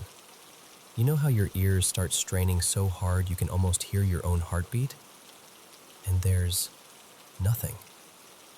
No rustle, no wing flutter, no little skittering in the brush, no insects, not even that faint background hum you don't notice until it's gone. I whisper back, "No, I don't hear anything." Dad nods like he expected it and goes, real quiet, "Exactly. There should be something. No birds, no squirrels, no chipmunks, not even bugs." And that's when it hits me, how wrong it felt. Because the place looked alive. There were bushes heavy with wild berries, and a lot of them were so ripe they'd dropped and turned mushy, like they'd been sitting there untouched. Trails that should have had prints, hoof marks, little paws, something, were clean. Like no one used them. Like nothing went in there. Except us. Just our boot prints, leading deeper into this gorgeous green little ribbon of water through the desert, and everything around it acting like the canyon didn't exist. We kept going a bit farther, another half-mile or so, still hoping we'd find some sign that made it make sense. But the deeper we got, the quieter it felt, like the silence had weight. Eventually, Dad turned around without saying much, and I didn't argue. We hiked back out with that weird feeling sitting between us, like a third person. Later that evening, we're back at camp, eating. Nothing fancy, just the kind of dinner that tastes amazing when you've been outside all day. And then it happens. Out of nowhere, this wave of birds, like easily 100, maybe more, comes up from the valley below. It's loud for a second, wings and calls and movement, and then they settle into the brush near camp like they own the place. They landed around us, in the flats, near the dusty open ground, anywhere but that creek, any direction but Weeks Canyon. Dad and I just kind of sat there, looking at each other over our food, and neither of us wanted to be the first to say it out loud. That's not normal. We talked a little, tried to rationalize it. Wind patterns, pressure from other hunters, predators up the canyon, anything. But the uneasiness didn't leave. It just waited. That night I slept, but not right. I had those heavy, strange dreams you can't remember, only the feeling of them, like your brain's trying to warn you without using words. I woke up way before sunrise, 4-ish, maybe a little after. The sky was that deep pre-dawn color where everything feels unreal. Dad was already up. We were going to do a quick morning scout somewhere else. He steps out of the tent to pee, comes back in. Then I go. And listen, this is the part I have trouble explaining without sounding dramatic. But I swear to you, the second my boots hit the cold ground outside the tent, my whole body flipped into survival mode. It felt like eyes were on me. Not little eyes. Not the, oh, there might be a rabbit nearby kind of feeling. Big. Focused. Like something was watching from one single place, and it was locked in on me. I kept whipping my head around, scanning the dark, trying to find a shape, a movement, anything.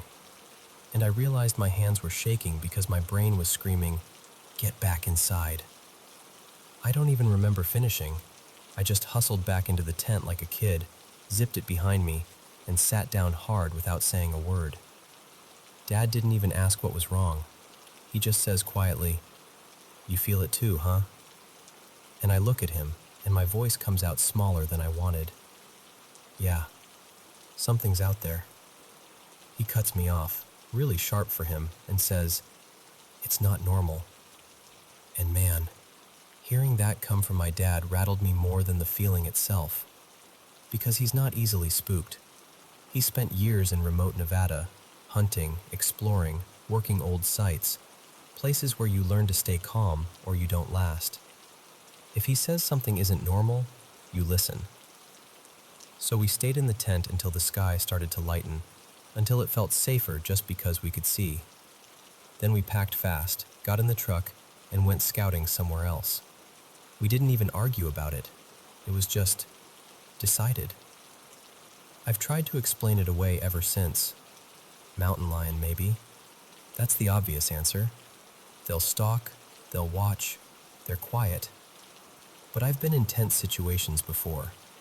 I used to work a rough job in corrections for a while, and later I spent time overseas where you learn what real fear feels like. And this was different. This wasn't, "I'm in danger" fear.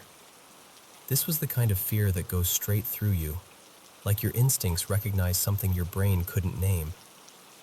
And it wasn't just the feeling. It was the whole puzzle. Water but no wildlife. Berries rotting untouched. Trails clean. Birds choosing the open flats instead of the creek. Like everything with a heartbeat had silently agreed, "Don't go in there." I don't know what it was. Hey everyone, welcome back to the Paranormal M channel. Drop a comment below and let me know where you're watching from. And by the way, thank you so much for sending in your paranormal experiences. We truly appreciate all the love and support. That's why I'm always so happy to be here sharing these stories with you. Don't forget to subscribe and turn on notifications so you don't miss an upload. Thanks again. Now, let's get into tonight's paranormal stories. Good night. So, when I was a kid, my sleep was, honestly, a mess. I don't remember a ton from those early years, but I do remember that nights were loud in my house because of me. I'd stay awake forever, wander the hallway, mutter whole conversations in my sleep, wake up crying from nightmares, the whole package. And apparently, I scared my mom half to death more than once, because I had this habit of just appearing. Like, she'd be in the kitchen late, finishing dishes, and suddenly, there I was. A tiny 7-year-old in an oversized nightshirt, hair hanging in my face, standing perfectly still like I'd been summoned. At like 2 in the morning. Which, yeah, looking back, I get why that was unsettling. But the main thing I remember is the dream. From the time I was around 5 until I was maybe 8-ish, so a solid few years, I had the same dream almost every single night. I'm not exaggerating. Not often. Not a lot. I mean, it felt like it was on a schedule. My bed sat under this big front-facing window. 1-story house, my room right at the front. I used to keep the blinds cracked because I liked seeing the moonlight spill in. It made the room feel less closed in. And in the dream, I'd wake up in my bed and immediately know something was wrong. Like my stomach would drop before I even saw anything. because outside my window, there it was. Not an animal, not a shadow, not a person. It was shaped kind of like a person, but way too tall. Tall enough that most of its body filled the window frame.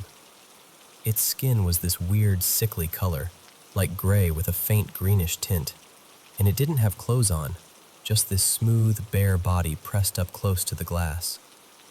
Its shoulders were nearly at the top of the window, and I could see the tops of its legs near the bottom, like it was towering right over my bed. Its hands were flattened against the window, fingers spread wide like it was bracing itself there. And then, the part that still makes my skin crawl even thinking about it, its neck wasn't normal. It stretched upward past the window frame and then curved down, like it was looping back so its head could sit off to the side of its own body. Tilted there, almost casually, like it was posing. No hair. Huge, pale eyes that looked almost silvery in the moonlight. A tiny nose that was basically just two slits.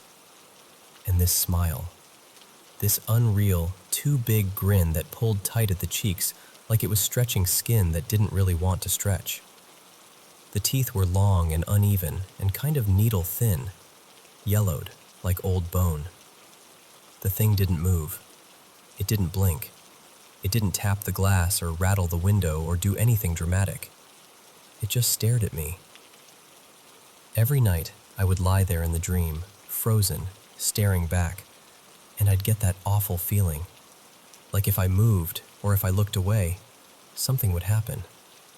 And then I'd snap awake in absolute panic, heart hammering, sweaty, sometimes crying before I even knew I was awake. Here's the part that made it worse. I never told my parents. I don't even know why. I think I was afraid they'd laugh, or I'd get in trouble for being dramatic, or, honestly, I think some part of me didn't want to make it more real by saying it out loud. I tried to fix it myself. I started closing the blinds all the way before bed. But the dream didn't care. In the dream, the blinds were always open again. And then I'd wake up, actually wake up, and the blinds would be cracked the same way, like I'd never closed them at all. That detail messed with me even as a kid, because it made me feel like the dream was spilling into real life in tiny, impossible ways. Then one weekend, I stayed at my grandma's place, my Nana. Her name was Marisol. And for the first night in what felt like forever, I didn't have the dream. Later that day, I finally told her about it. Not with big dramatic details, more like I was embarrassed and trying to downplay it. But she listened in that way grandparents sometimes do, like she was taking me seriously, even if she didn't show it on her face. And then she went to this little dish on a shelf and picked up a tiny figurine, something small enough to fit in a child's palm. It was made of clay, painted in faded colors, like something handmade at a market. It wasn't fancy, just a little figure with rounded features, worn smooth at the edges like it had been handled a lot.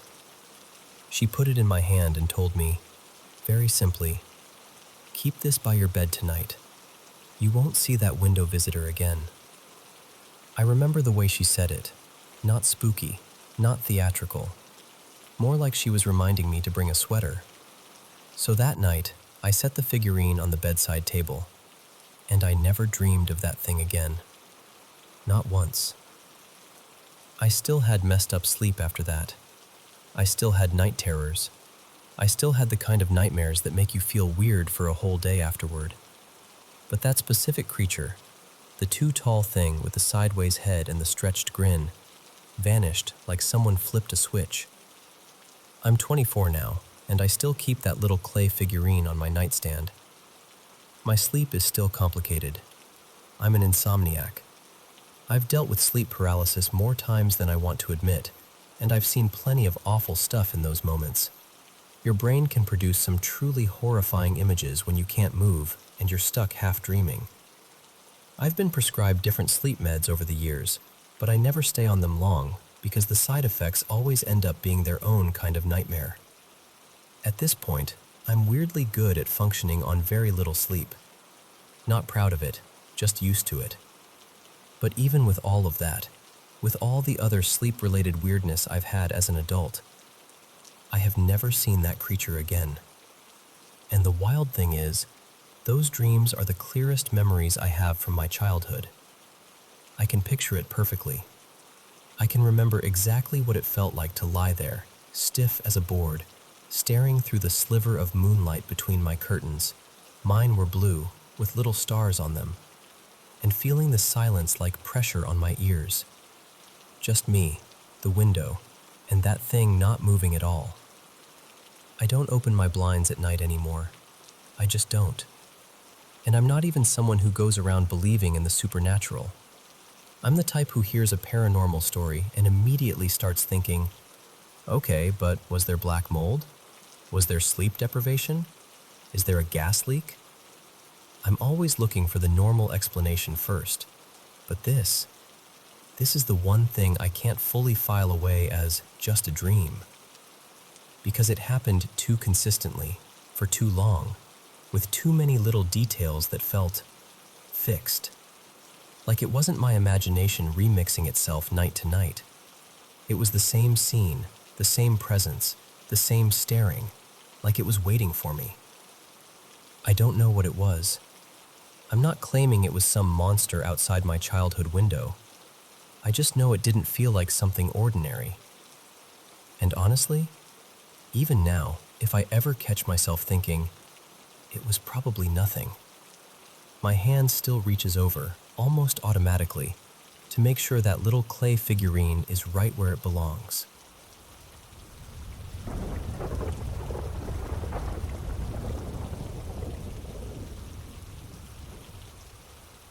So this happened when I was 25, just after my partner Maya and I moved into our new place.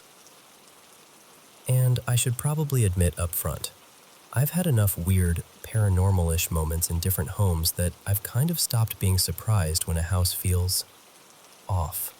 At this point, I've genuinely wondered if it's the buildings, or if it's just me bringing the strange along like extra luggage. But there's one detail that made this hit harder. I've always been a ridiculously deep sleeper.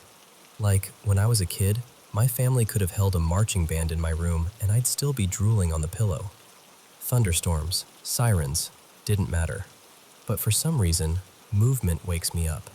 Footsteps, shifts in the floor, that subtle someone is walking nearby feeling. My brain snaps right to attention. That part never changed, even as I got older.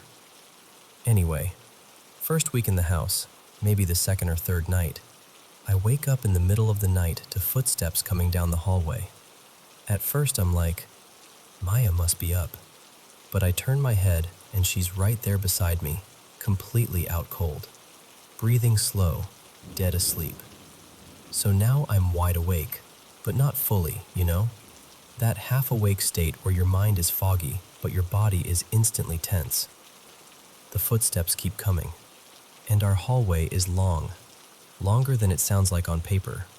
It's this narrow, dim stretch that runs from the bedroom toward the living room, and at night, it just turns into this single black tunnel. I'm staring into it, barely blinking, listening as the steps get closer and closer. Except, something doesn't add up.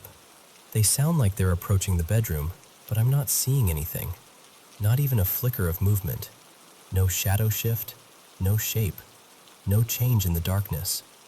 It's like the sound is advancing, but whoever, or whatever it is, isn't actually moving through space the way a normal person would. Now, a reasonable person might have grabbed their phone, turned on a light, checked the door, called out, something. Me? My exhausted brain decides the best plan is to stay perfectly still and just wait for the intruder to reveal themselves like I'm in some horror movie with no budget. So I'm frozen, staring into that hallway, listening. The footsteps get right up to the bedroom entrance. Then they stop. And I swear to you, I could feel someone standing just outside the door. Not like I heard them, like the air changed, like the darkness thickened. I'm holding my breath, ready to see a face, a silhouette, anything. And then, my absolute unit of a cat, Pudding, appears in the hallway right around where the footsteps stopped. Just materializes out of the dark like he owns the place. He looks directly at me, lets out this dramatic, offended little meow, and then strolls over like it's a normal midnight visit. Jumps right onto the bed, settles in, and I'm instantly furious. Relieved, but furious. I mutter something like, "Are you kidding me?" And I pass out almost immediately. The footsteps are gone. The whole feeling is gone. Like someone hit a switch. But here's the part that still bothers me.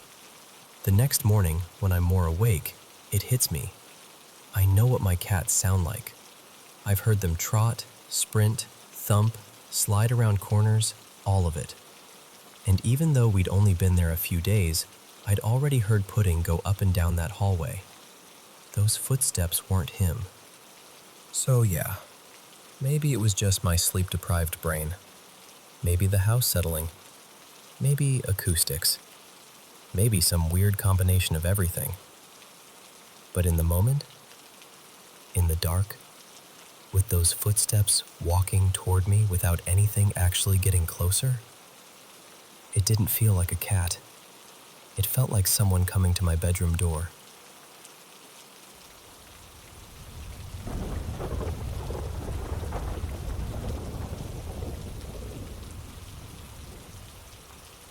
Hey, so my name's Riley, and what I'm about to tell you happened a little over a decade ago. Back in 2013, my family and I were living in this quiet house out in the country. 4 bedrooms, 2 bathrooms, and a whole stretch of land that felt like it went on forever. It was one of those places that looked perfectly normal in the daylight, but at night, it carried this kind of someone's still here feeling you couldn't really explain. We weren't the first family to live there. Before us, the house belonged to a woman named Evelyn. From what my dad said, she'd bought the land years earlier and had the house built for herself and her kids, 2 boys and a daughter. Eventually, the kids grew up and moved far away, and Evelyn stayed. And she stayed. Even when she got older. Even when she got sick.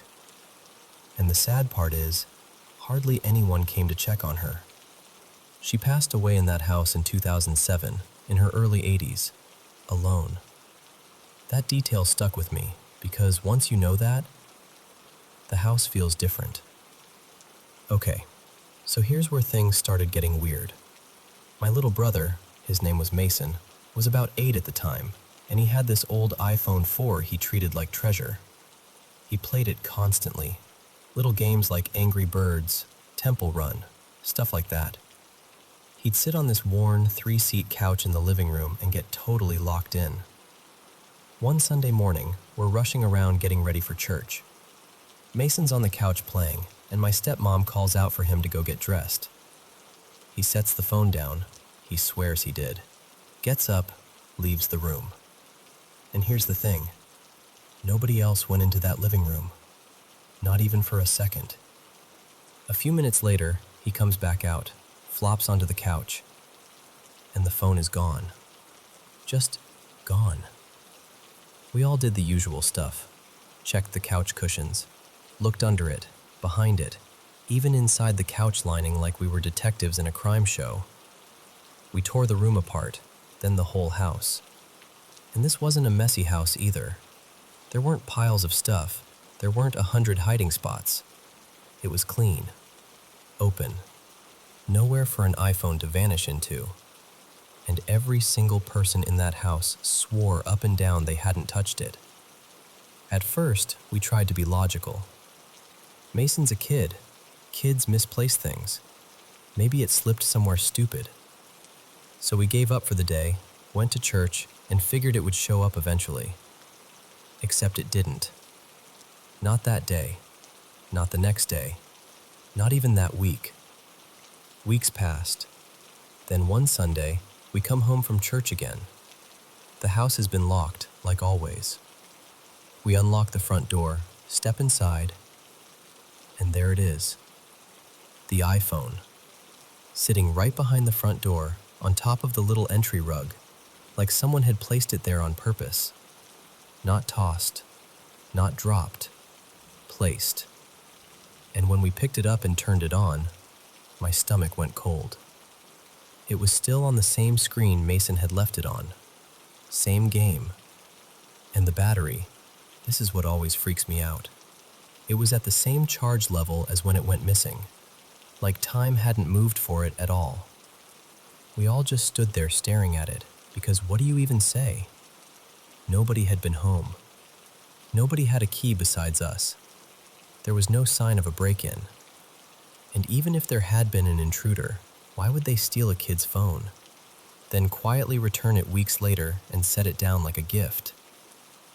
That was the moment I started thinking about Evelyn. And honestly, that wasn't the only strange thing that happened in that house.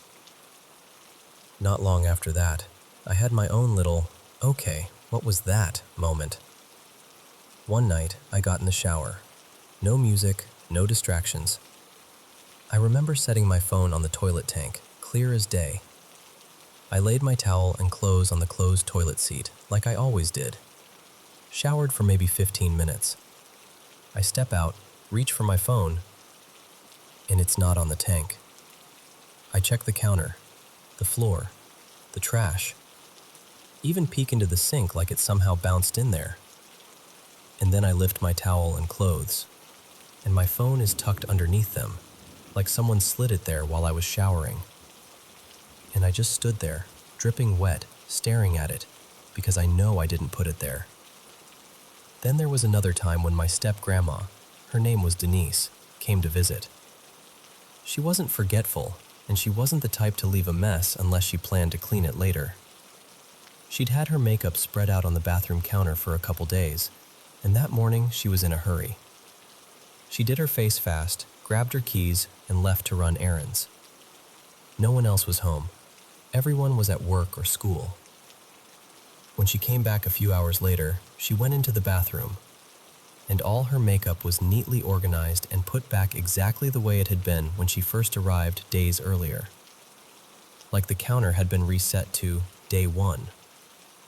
She was genuinely shaken, not laughing, not confused, just unsettled. And that's the thing. None of these moments were huge on their own. No screaming shadows, no floating chairs. Just small, personal little shifts that made you feel like the house was paying attention. We had other things too. Lights that flickered when nobody touched the switch. TVs that turned on by themselves once or twice. Stuff you can explain away, until it happens enough times that your explanations start sounding like excuses. So sometimes I wonder, was it an intruder? Or was it Evelyn? Still attached to the place she built, still watching, still doing these tiny, almost gentle things like moving objects and putting things back where they belong? I don't know. But what I do know is this. That house didn't feel mean. It didn't feel dangerous. It felt occupied. Like someone was there, not to hurt us, just to make sure the home stayed a home. And after a while, the weird stuff faded. Like maybe whoever it was decided we were fine.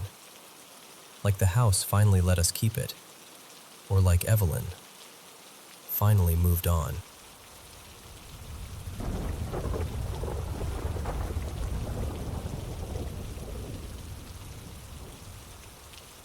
Hey, so I'm gonna tell you this the way I'd tell a friend, because that's honestly how it feels. I'm 21, I'm from Brazil, and I'm sharing this here because I never really found a solid Brazilian space online where I could talk about this kind of thing without feeling weird. Also, if my English sounds a little off in places, just know I'm doing my best. So, some context. I didn't grow up in a super religious home. Like, God existed in the background, but it wasn't the center of our lives. Then when I was a teenager, my mom started changing. Not in a dramatic, joining a church every Sunday way, more like, she got serious. She began reading the Bible a lot, talking about God with this new intensity, becoming really careful about what she said and did. God-fearing, you know? And I got pulled into that too. Not because I was eager, more because I wanted to make her happy, and honestly, because a part of me thought maybe it would help me. So I studied the Bible. I tried. I really tried. But the twist is, the more I studied, the more I felt myself slipping out of belief. It wasn't some rebellious phase. It was like my brain kept clicking into place in a way I didn't expect, and eventually I had to admit it. I didn't believe anymore. I called myself an atheist, but it wasn't peaceful at first. It was messy inside. I remember laying in bed and thinking, okay, God, if you're there, just give me something. One sign, anything. And I waited, and nothing happened. Fast forward a few years. I was 19, and I started dating this girl. Let's call her Luana. I fell for her hard, like embarrassingly hard. And she was religious, but not in the usual way people imagine. She practiced Umbanda, and if you've never heard of it, think of something in the same universe as Spiritism, except with rituals, with a terreiro, with spirits working through mediums.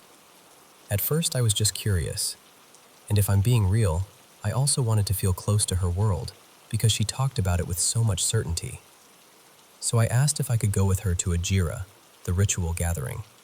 I went, and I wasn't prepared for how it would feel, because the second I was there, it was like my whole body recognized something before my mind could explain it. I felt calm in a way I almost never feel. I had chills, like a current running up my spine.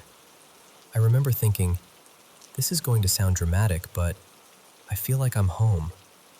Now, me and Luana didn't last. And looking back, yeah, it had that love bombing pattern. Intense, fast, overwhelming, then suddenly confusing and painful. The relationship ended, but the religion stayed. And the deeper I got into it, the more things started happening around me, inside me. I found out I'm a medium. I started picking up presences, hearing things in that not quite a voice way, feeling energies shift. I began what people call spiritual development, and it changed how I see everything. And that's where the real story starts.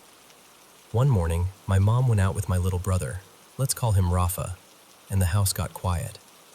I wasn't in the mood to do anything, so I decided to go back to sleep. I'm half asleep, facing the door, when I feel it. A presence. Not like a regular, someone walked into the room feeling. This was different, dense, heavy, like the air had thickened. My first instinct was to rationalize it. I told myself, it's probably my mom grabbing something. I kept my eyes closed because I was still sleepy, and I didn't want to deal with life yet, you know? But the feeling didn't pass. It got closer. And I remember thinking, still with my eyes shut, okay, why does this feel so wrong? And then, it did something. This is the part that makes my skin crawl even now.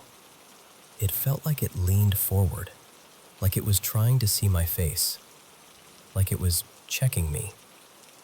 And then the mattress dipped, like a knee or a hand or something had pressed down on the edge of the bed. That's when the fear hit my chest like a weight. I didn't open my eyes. I couldn't. My body went into that frozen state where your brain is screaming but your muscles won't cooperate. All I could do was pray in my head, not to a Christian God, but to my guides, like, please, help me, right now. And it got worse before it got better, because the presence felt like it lifted, like it was hovering above me. Not fully touching, but close enough that I could feel it in the air, in my skin. And the strangest detail is, it felt feminine. Not in a comforting way, just feminine, heavy, quiet, watching. It felt like forever, but it was probably seconds. And then, gone. Just like that. Like someone switched the room back on. The air cleared. The pressure vanished. And I just laid there, still afraid to move, listening to my own breathing like it was the only proof I was still alone. Later, at the next Jira, I worked up the courage to ask the entity who leads our house what that could have been. I expected to hear something scary, but she told me, very calmly, that it was likely my spirit guides, that visits can happen when you're developing, and that it's not uncommon for perception to be messy at first. like your sensitivity is opening, but your mind still interprets it in the most terrifying way possible. And honestly, since then, I've seen and felt a lot more. Enough that I can't just write it off as imagination. Also, my current girlfriend, Marina, is a medium too, and she picks up on things independently of me. So when stuff happens and we both notice the same shift, it's kind of hard to tell myself I'm making it up. So yeah, that morning still freaks me out to remember, but it also feels like the moment my spiritual life stopped being an idea and became something very, very real. And no, I'm not losing it. I mean, unless we both are. But then at least we're losing it together, right?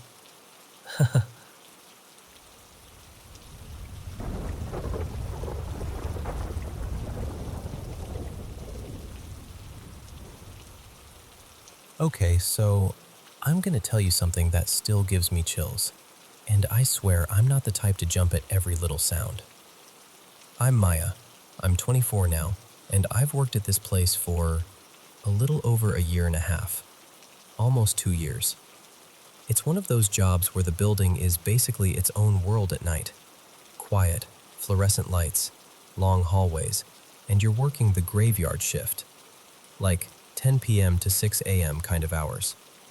When I first started, I felt totally fine there. Honestly, it felt safe. Normal. Nothing creepy. No weird vibes. Just work. And then one night, it was just me and my coworker Jules in the whole building. Like, just us. No officers walking around inside, nobody in the offices. We're sitting there doing our thing, and out of nowhere we hear this violent slam, like a door getting thrown shut. And not a little door. I'm talking one of those huge metal doors that you have to really yank and slam for it to latch. Jules and I just froze. We looked at each other like, did you hear that? Because there's no way we both imagined the same exact sound. We tried to be logical. We're like, okay, maybe an officer went back there. But the cameras in that section had been acting up, of course. So we rushed to the window we used to see down the hallway and we just watch. Nothing. No footsteps. No person walking out. No door opening again. No one. And we did that thing people always do, where you pretend you're fine and laugh it off. But we were not fine. We stayed in the same room together the rest of the night until closer to shift change, when other people finally started coming back around. After that, I was like, okay, weird, but whatever. Months go by, and one night I have to go grab something from the evidence room. Now, that room is already a little unsettling because it's dim. Like, there are lights, but it's not bright. It's that kind of lighting where you can see where you're going, but shadows still feel alive. I'm in there, doing my job, and I notice this glass display on the wall with all these old case photos and paperwork and stuff. And I'm nosy. I'll admit it. Curiosity absolutely got me. So I pulled out my phone and used the flashlight to look closer at the photos behind the glass. And it was one of those moments where you're fascinated, but also you feel like you're doing something you're not supposed to do. Like you're crossing an invisible line. I grabbed what I needed and left. Then later, I went back to return the items, and I don't know how to explain it except the second I got near that door, my body was like, no. My stomach dropped, my chest felt tight, and this anxiety hit me out of nowhere, like the room was warning me, like something inside it was aware I was coming back. Nothing happened. No sound, no movement, just that feeling. After that, things started happening in little pieces like breadcrumbs. Sometimes I'd hear voices in offices I knew were empty, muffled talking, like someone was having a conversation behind a closed door. I'd look, walk closer, and it would stop. And then there were the hallway moments. I'd catch a glimpse of what looked like a coworker, like a dark shape moving across the hall, someone turning a corner. and the second I looked directly, there would be nobody. It happened more than once, too. Enough times that it stopped feeling like my eyes playing tricks on me. But the worst night, the night that basically sealed it for me, started normal. My shift had just begun. I'm settling in, getting my stuff set up, and suddenly my coworker Ramon goes, "Who the hell is that?" And another coworker, Tess, goes, close the door right now." And I'm like, "What are you talking about?" And I'm thinking, okay, if there's a random person in here, that's not haunted, that's dangerous. So I'm like, then go check. Ramon's an officer. He's armed, he's trained, and he just doesn't move. He goes, super calm. If she needs help, she can call over the radio. Like, what? And apparently there was another person already in that room they saw her go into. So Ramon's logic was basically, if it's real and it's an emergency, we'll hear about it. Everyone kind of drifted away. The previous shift left, and eventually it's late night quiet again. Just me and a couple other people who come and go for calls. Then it hits around 3 a.m. and my head is pounding. The lights feel too bright, so I switch some of them off to settle the headache, sit back down, and try to focus. That's when I hear the main entrance. Not like a faint sound, like the distinct noise that door makes. Heavy, unmistakable. My eyes snap to the monitor, the camera feed that shows the lobby. No one. No one in the lobby. No one walking in. No one heading to the restroom. Nothing. I wait because, logically, if someone came in, they'd show up somewhere. I'd see them. I'd hear the bathroom, a door, footsteps, anything. Nothing. And then I hear it again. Another slam, deeper in the building, behind my area.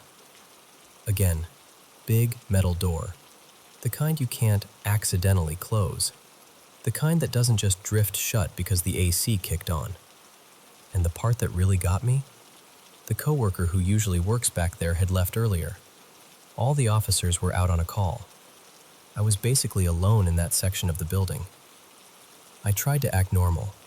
I stared at my phone, looked at the computer, told myself I was fine. But I could not shake the feeling that someone was behind me. Not just, I'm scared, behind me. Like, that instinctual animal feeling of being watched. Like you're prey and you don't know why you suddenly know it. So I finally stand up, turn more lights on, and I walk toward the kitchen area. And I see 2 cabinets, wide open. Like someone had just gone in there. Both doors pulled open. My stomach dropped so hard I felt sick. I rushed back to my desk because my brain was like, if I sit down and pretend it's normal, it'll stop. Like it was a storm and I could wait it out. I'm sitting there, staring at the monitors again, trying to breathe. And then I felt it. Right behind my ear, like someone gently tugged my hair. Not a yank, just a light pull, like fingers catching a strand. I froze so hard I swear I forgot how to blink. And I heard something too. This sound that chair behind me makes when someone sits down and slowly turns. It's not loud, it's just specific. Like the wall gives this little crunching creak when weight shifts and the chair rotates. And it sounded exactly like someone sitting back there, turning slowly, facing me. I didn't turn around. I didn't move. I just sat there, staring at the screens, trying not to cry, trying not to convince myself I was losing it.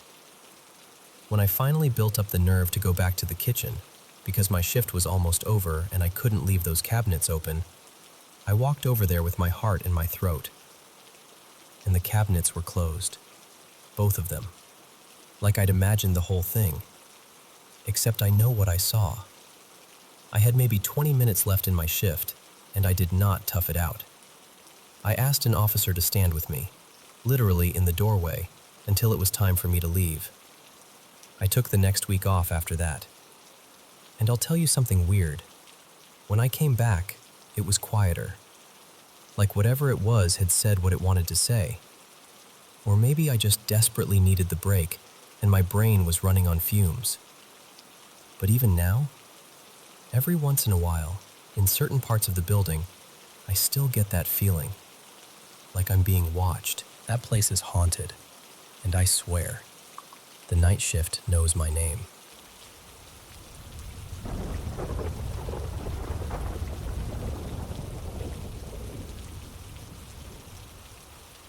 So, let me start from the beginning, because I swear this sounds like something you'd hear on a podcast and roll your eyes at, until it's your life.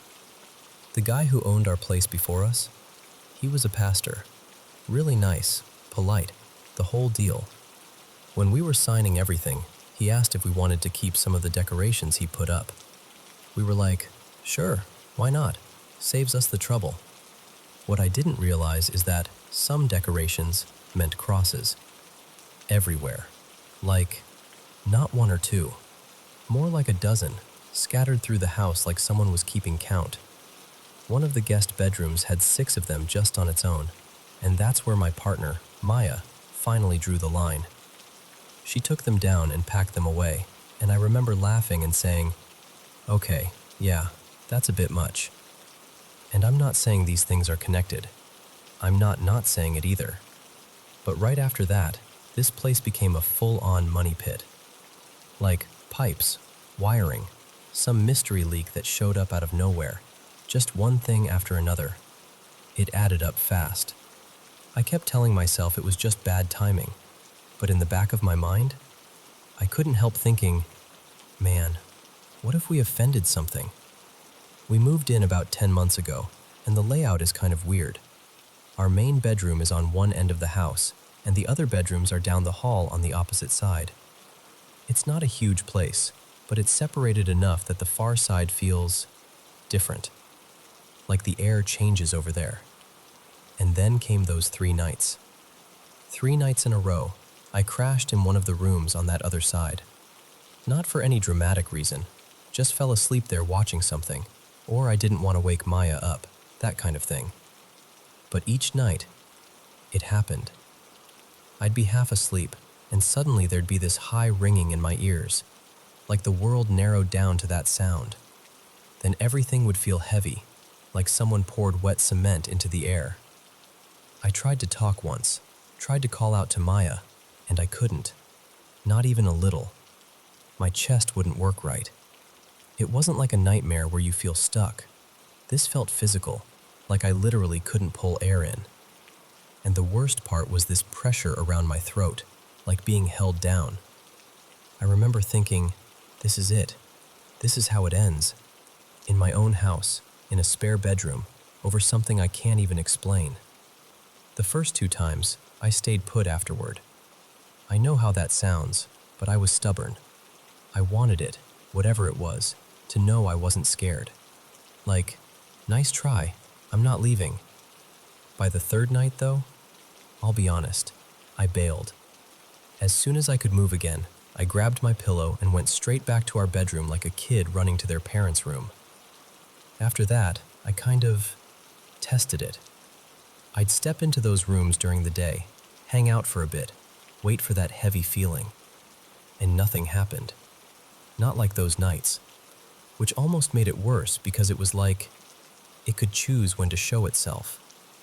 And then there was this moment, broad daylight, when I walked in from outside and the whole house just felt wrong. I don't know how else to say it. The temperature felt off. Like the air had teeth. Every hair on my arm stood straight up, and I froze in the entryway with my keys still in my hand, staring at nothing. I remember whispering out loud, okay, I'm just gonna go to the kitchen, like I was trying not to startle the house. A couple weeks later, we had Maya's cousin Ethan and his wife Rena come stay the night. We didn't even tell them much, didn't want to influence them, you know? I figured if we kept it casual, we'd get a real read on whether this was all in our heads. They slept on that far side of the house. Ethan told us he woke up and heard someone say, really clearly, "Hi there," like it was right near the bed. He thought it was Maya messing with him, until he remembered she was at the other end of the house. Then later, Rena, completely separate incident, said she heard, "What are you doing?" Not angry, not sweet, just present, like someone noticing her. They were both pale when they told us. No joking tone, no ha-ha spooky. Just that look people get when they've walked into something they can't explain. And then, this is the part that really got me. Maya admitted she'd had her own moment.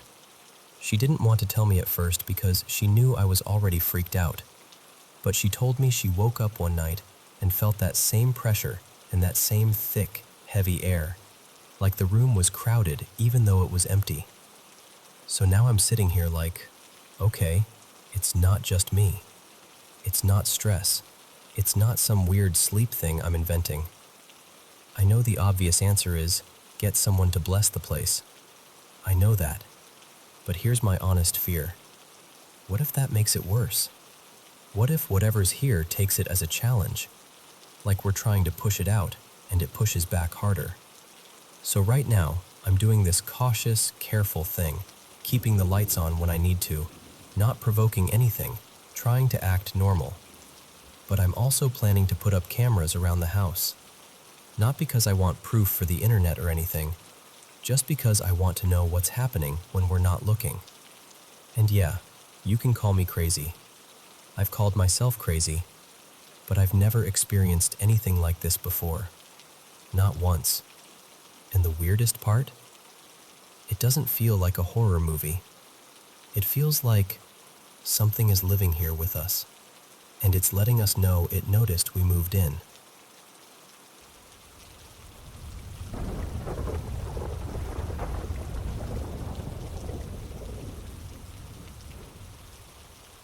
So, this happened back in the summer of 2015, during the school holidays. I was about 15, still at that age where you feel brave just because you're out with your friends, you know? Me and my mate Riley basically lived outside that summer. Our usual meeting spot was this little local church near our neighborhood. Nothing fancy, but it had this big open car park and these wide steps out front, so it was perfect. You could sit around, mess about, talk rubbish, just be kids with nowhere else we needed to be. Riley slept over at my place the night before, and the next morning we decided to see who was out. We used my mom's old landline, the kind that always had a weird dial tone, and we rang a couple of our friends. Jade answers, all casual, and she goes, "Yeah, we're already out. We're at the church." So me and Riley are like, "All right, we're coming now." It's only about a 10-minute walk from my house. We head out, cut off the main road, and take this gravel path that leads straight to the church. I remember the sound of our shoes crunching on the stones, and the heat sitting heavy in the air like it does in summer. We get there, and it's empty. Like, proper empty. No cars, no people, no voices. The church doors are shut, the lights are off, and the whole place has that closed feeling, like it's not meant to be touched. Riley and I just stand there, looking at each other like, did we walk to the wrong universe or something? We check everywhere anyway. Car park, steps, around the side. Nothing. Not even a stray dog or someone walking by. So, being curious idiots, I walk up to one of the windows, cup my hands around my eyes, and try to peek inside. It's dark, quiet, still. And at that point, we're annoyed more than scared, because we're thinking our friends are messing with us. So we're like, fine, we'll go back and call again. But here's the thing.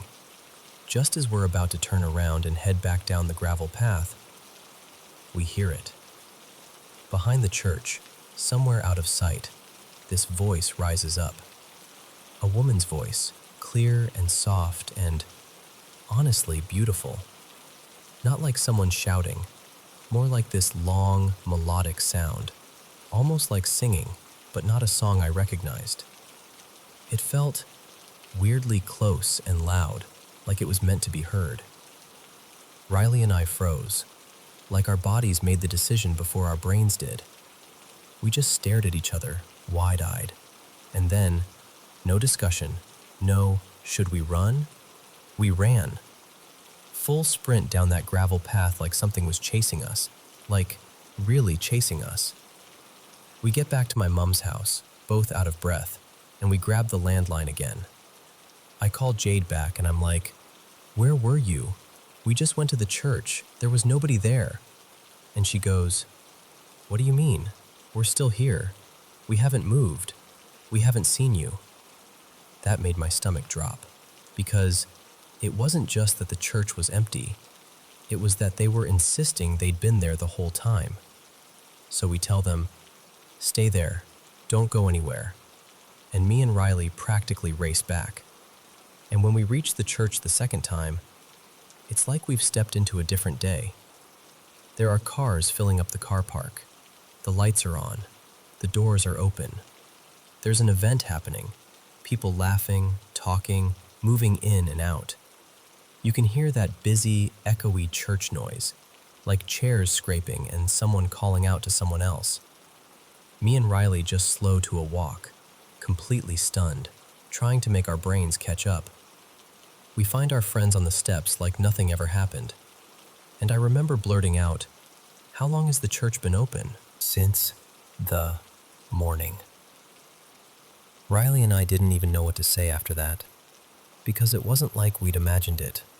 We'd both seen the same empty church, the same dark windows, the same silent car park, and we'd both heard that voice. And the creepiest part is, we still talk about it sometimes. I'm 26 now and I still speak to Riley, and every once in a while one of us will bring it up like, "Do you remember that day?" And we'll sit there, trying to explain it, and we never can. We just know what we saw, and we know what we heard.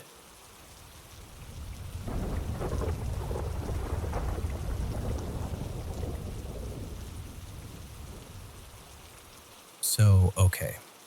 This is one of those stories where I still don't have a neat explanation, and I'm not trying to convince anyone of anything. I just want to tell you what happened, exactly how it felt in the moment. This was a few months back, honestly, somewhere between like 2 and 5 months ago.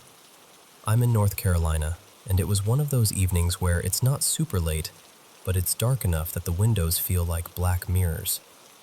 Everyone in my house was home, my mom, my stepdad, and my sister, but we were all doing our own thing. I remember my mom had some show absolutely booming upstairs, like full volume, you know? And I was downstairs alone, just doing a very normal, boring thing. I threw a frozen meal in the microwave because I didn't feel like cooking. We have 4 dogs. 2 of them are basically glued to my parents most of the time. They're spoiled and they know it. That night, I noticed 2 of the dogs weren't upstairs where they usually are. I saw them downstairs instead, kind of hovering and looking at me like, "Well, are we going out or not?" So I did the usual little phrase they understand, something like, "Want to go outside?" And they immediately perked up, tails going, all excited like it was the best idea anyone had ever had. I opened the back door and let those 2 dogs out. Now, my backyard is set up where you've got a small porch area, and then the yard slopes down pretty far. So once the dogs trot past the edge of the porch, you usually can't see them anymore. They'll do their business down the slope, sniff around, and eventually come back up when they're done. Sometimes you have to call them because they get distracted. So the microwave finishes, I grab my food, and I realize it's been a little while. Like 5 minutes, maybe closer to 7. And I'm standing there with my dinner thinking, seriously? Please come back inside. I just want to eat and go back to my room. We have a light by the back door, and the way it works is the yard beyond it is basically just darkness. So I'm waiting for them to appear out of the shadows into that little circle of light, like they usually do. While I'm waiting, I sit at the kitchen table because it's right next to the glass door. I start eating, half watching the yard, half just zoning out. Then something happens that I remember so clearly because it's like the whole house shifted. Upstairs, the loud show suddenly stops, like someone paused it. Total quiet. And a second later, I hear my stepdad open his door, and then I hear pause. A lot of pause. I look toward the stairs and all 4 dogs come barreling down, like full excitement mode, running ahead of him, basically tripping over each other, acting like they urgently need to go outside. All 4. I just froze with my fork halfway to my mouth, because I had just let 2 dogs outside. I saw them. I watched them go into the yard. I waited for them to come back. I was annoyed at them for taking so long. But now I'm looking at the staircase and I can see all 4 dogs, as clear as day, crowding around my stepdad as he comes downstairs. No missing dogs. No, oh, one of them was outside already. No, all 4 were indoors, right there, and they're acting like they haven't been out yet. And then he walks right past me, like nothing weird is happening, and opens the back door and lets all 4 dogs out. Right in front of me. I don't even think I said anything. I think my brain just stalled out, like it couldn't decide what reality it was in, because the only thought I could land on was, what did I let outside?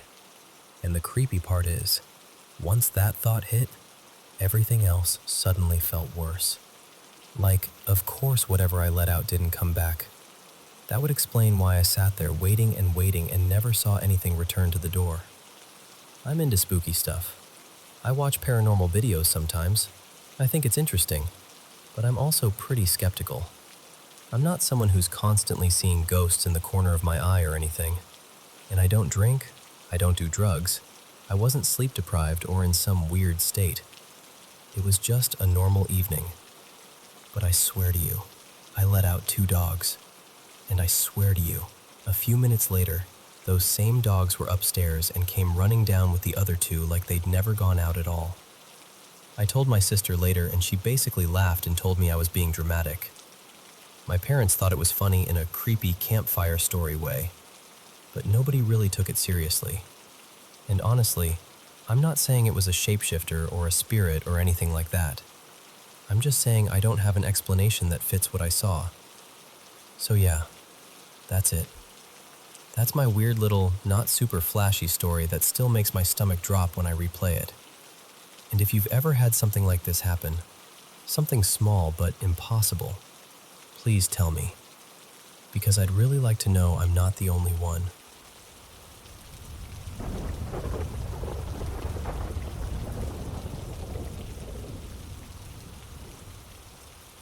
So this happened a couple nights ago, and I still feel kind of stupid saying it out loud, but I can't shake it. Me and my partner, Maya, were staying at my aunt and uncle's place for the weekend, just helping out while they were away, watching their 2 dogs. We brought our own dog too, so the house felt like this little temporary zoo. Their place is tucked way back off the road, surrounded by trees, the kind of quiet where you can hear your own thoughts a little too clearly. And it has so many windows, like an unreasonable amount. At night, it feels like the house is made of glass. It was late, maybe around 1 a.m., and I stepped outside to let the dogs out into the yard. I remember thinking everything felt normal. Cold air, porch light buzzing, dogs doing their little business. And then all 3 of them just stopped. Not in a playful way, not in a, "What's that?" curious way. They went dead still, like someone hit pause. No sniffing, no wandering, no barking. Just staring into the trees like they were watching something move between the trunks. I turned to look, expecting maybe a deer or a raccoon or whatever, but I didn't see anything. Just darkness and branches shifting in the wind. But when I turned back toward the house, I caught something in the reflection of the porch light on the kitchen window. And it wasn't me. There was a shape behind the glass, not pressed up against it or anything dramatic, just standing there inside the kitchen, mostly swallowed by the dark, like it had been there the whole time. like it had been watching me from the other side. I swear my stomach dropped. I rushed inside so fast I almost tripped over the dogs, heart hammering like I'd run a mile. The kitchen was empty, but every cabinet door was open. Every single one. Top cabinets, bottom cabinets, just hanging open like someone had gone through them in a hurry. And the weirdest part was, I hadn't heard anything. No banging, no swinging doors, no clatter. Just open. Like the house had done it quietly on purpose. Maya came down the stairs half asleep, asking what was going on, and I, like an idiot, said something about maybe seeing an animal outside. A raccoon, a cat, whatever. I could tell she didn't fully buy it, but she didn't argue either. She just looked past me into the dark kitchen for a second, then went back upstairs. After that, I couldn't sleep. I just lay there listening to the house settle and creak the way old houses do, trying to tell myself it was nothing. Then, sometime around 3:20 a.m., all the dogs sat up at the exact same time. Not barking, not whining, just sitting upright, stiff, eyes locked on the hallway like they were waiting for something to appear. And then I heard it. One slow floorboard creak, right outside the guest room door. And here's the detail that makes my skin prickle. Earlier that night, I'd dropped a towel in that hallway. It was still damp because I'd used it to wipe the dog's paws. I didn't move. I barely breathed. I just listened, staring at the dark like my eyes could force something to reveal itself. Morning comes, finally. Light filling the house, birds outside, all of it pretending everything was fine. I went to the hallway and checked. The towel was folded, like neatly folded. Still damp too, so it hadn't been replaced. It was the same towel. And the fold was specific. My aunt has this weird way of folding towels, like a tidy triple fold that looks almost too perfect. And that's exactly what it looked like. Except she wasn't home, and Maya, she started leaving the hallway light on that night. She didn't explain it. I didn't ask. It just felt like something had been in the house. Or still was. And I wasn't even going to tell anyone this, honestly. I hate being that person. But I'm typing this right now because something else happened literally a few minutes ago. I heard the same creak again. Same spot. Same slow, deliberate sound outside the guest room. So I got up and checked. The towel wasn't folded anymore. It was laid out flat, like someone had smoothed it down with both hands, completely spread out across the floor, soaking wet. And beside it, right next to the edge, there were 2 wet footprints. Bare feet, just standing there like whoever made them had paused for a second, and then stepped away into the hallway.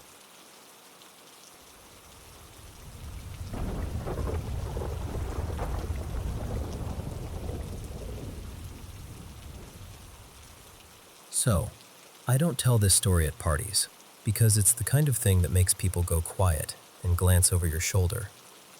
My parents split when I was little, about 4, and my mom moved us into this old house that felt like it still remembered the 1800s. It was one of those places that looked charming from the outside, but once you were in it, you couldn't shake the sense that it had rules you didn't understand. We lived there with my brother Hugo, my baby sister Lila, she was still tiny, toddler age, and my stepdad Mark. The house was bigger than anything we'd lived in before. 2 floors, creaky stairs, long hallways that swallowed sound. Upstairs, right at the top of the stairs, there was a room to the right, then another room further down, then a little stretch with the bathroom, and past that, this narrow hallway that led to one bedroom that felt separate from everything, like it was tucked away on purpose. And every bedroom had this massive wardrobe, old, heavy wood, the kind that smells like dust and varnish. My mom said they'd come with the house, bought from someone a little odd, which is her polite way of saying there was a story there and she didn't want to tell it. Oh, and a detail that didn't seem important until later. We found out the house used to belong to an old postman, and he died there. Peacefully, apparently. Natural causes. Still, it sat in my head like a pebble in a shoe. Anyway, let me go in order. The first thing I can't explain happened when I was 5. Hugo and I shared a big upstairs room, bunk bed, toys everywhere, and this storage space behind us that made the room feel even deeper, like it went back farther than it should. I slept on the bottom bunk. One night, I shot awake, like the kind of waking where your body knows something before your brain catches up. Cold sweat, heart sprinting, and there was pressure on me. Someone's hand over my mouth, holding me down.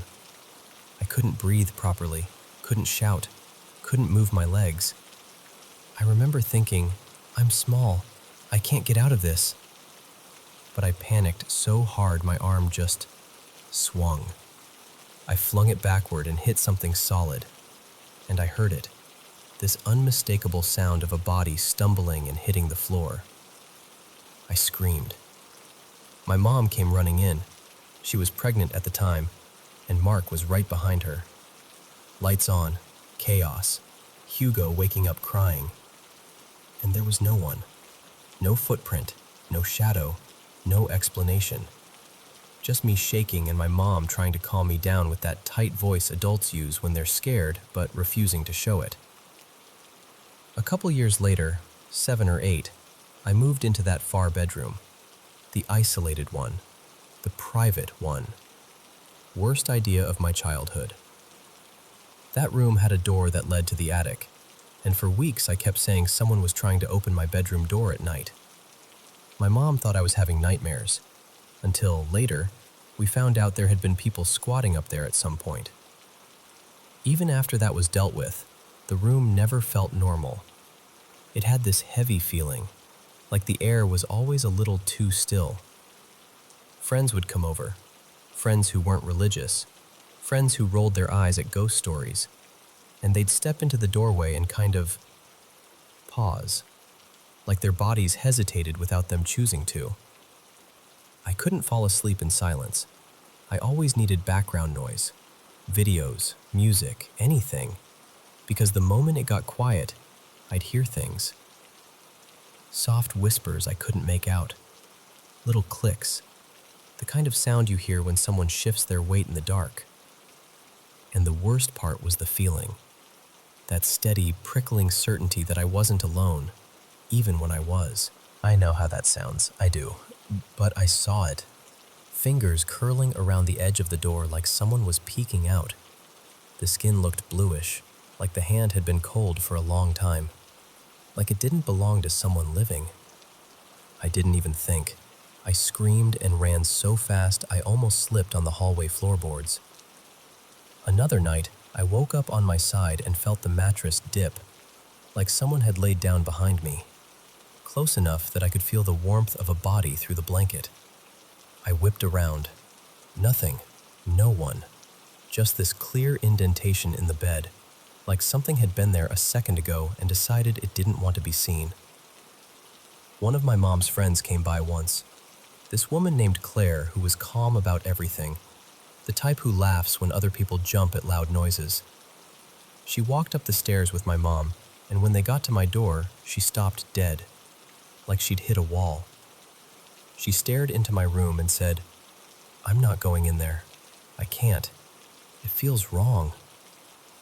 Thanks, Claire. Really helpful. But the night I still replay in my head happened on a random weekday.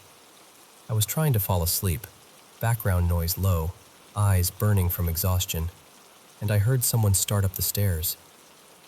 I relaxed at first. Mark was usually the one who came up late, and his room was right at the top of the stairs on the right.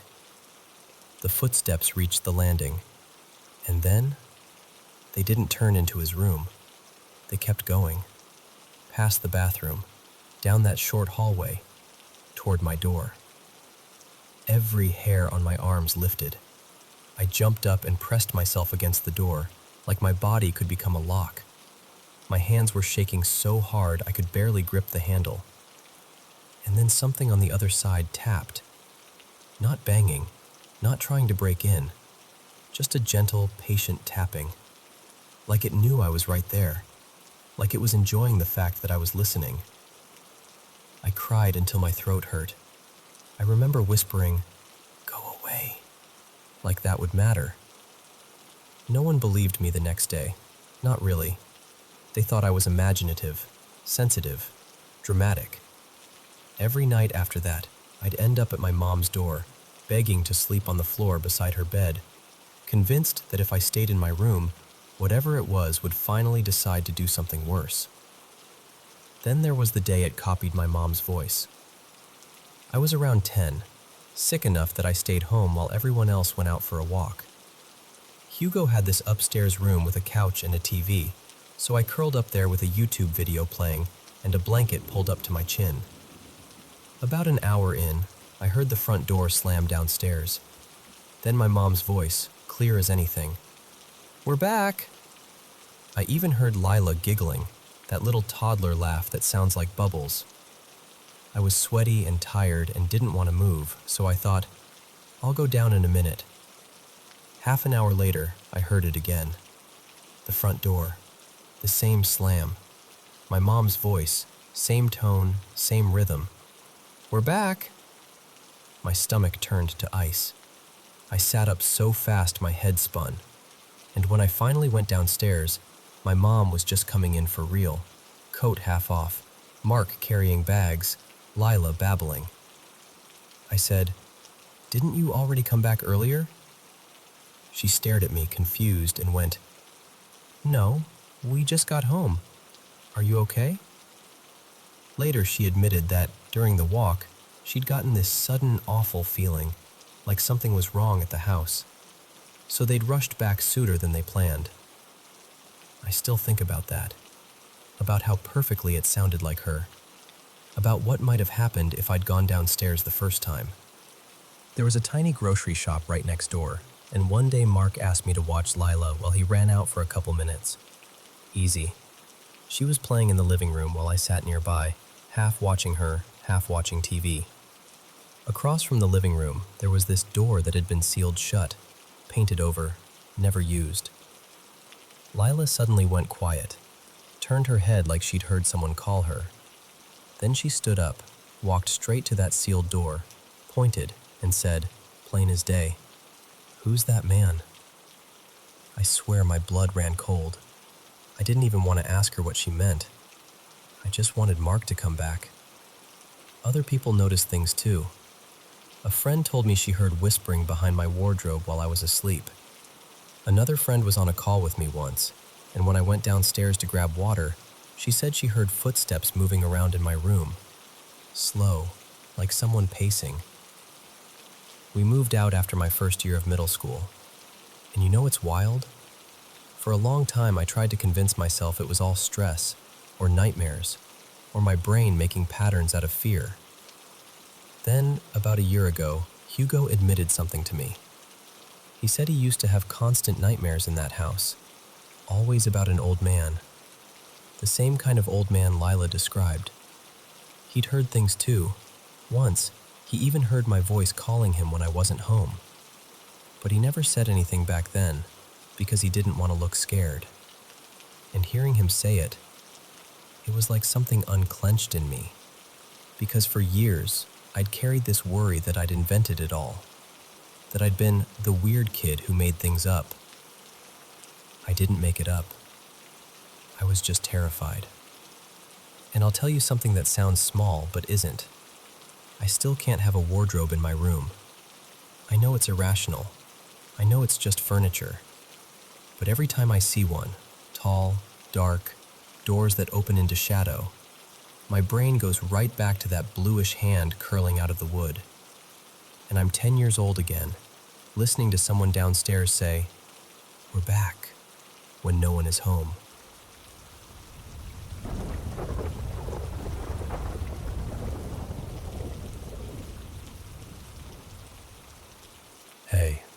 So I've been sitting on this for a while, and I still don't really know what to make of it.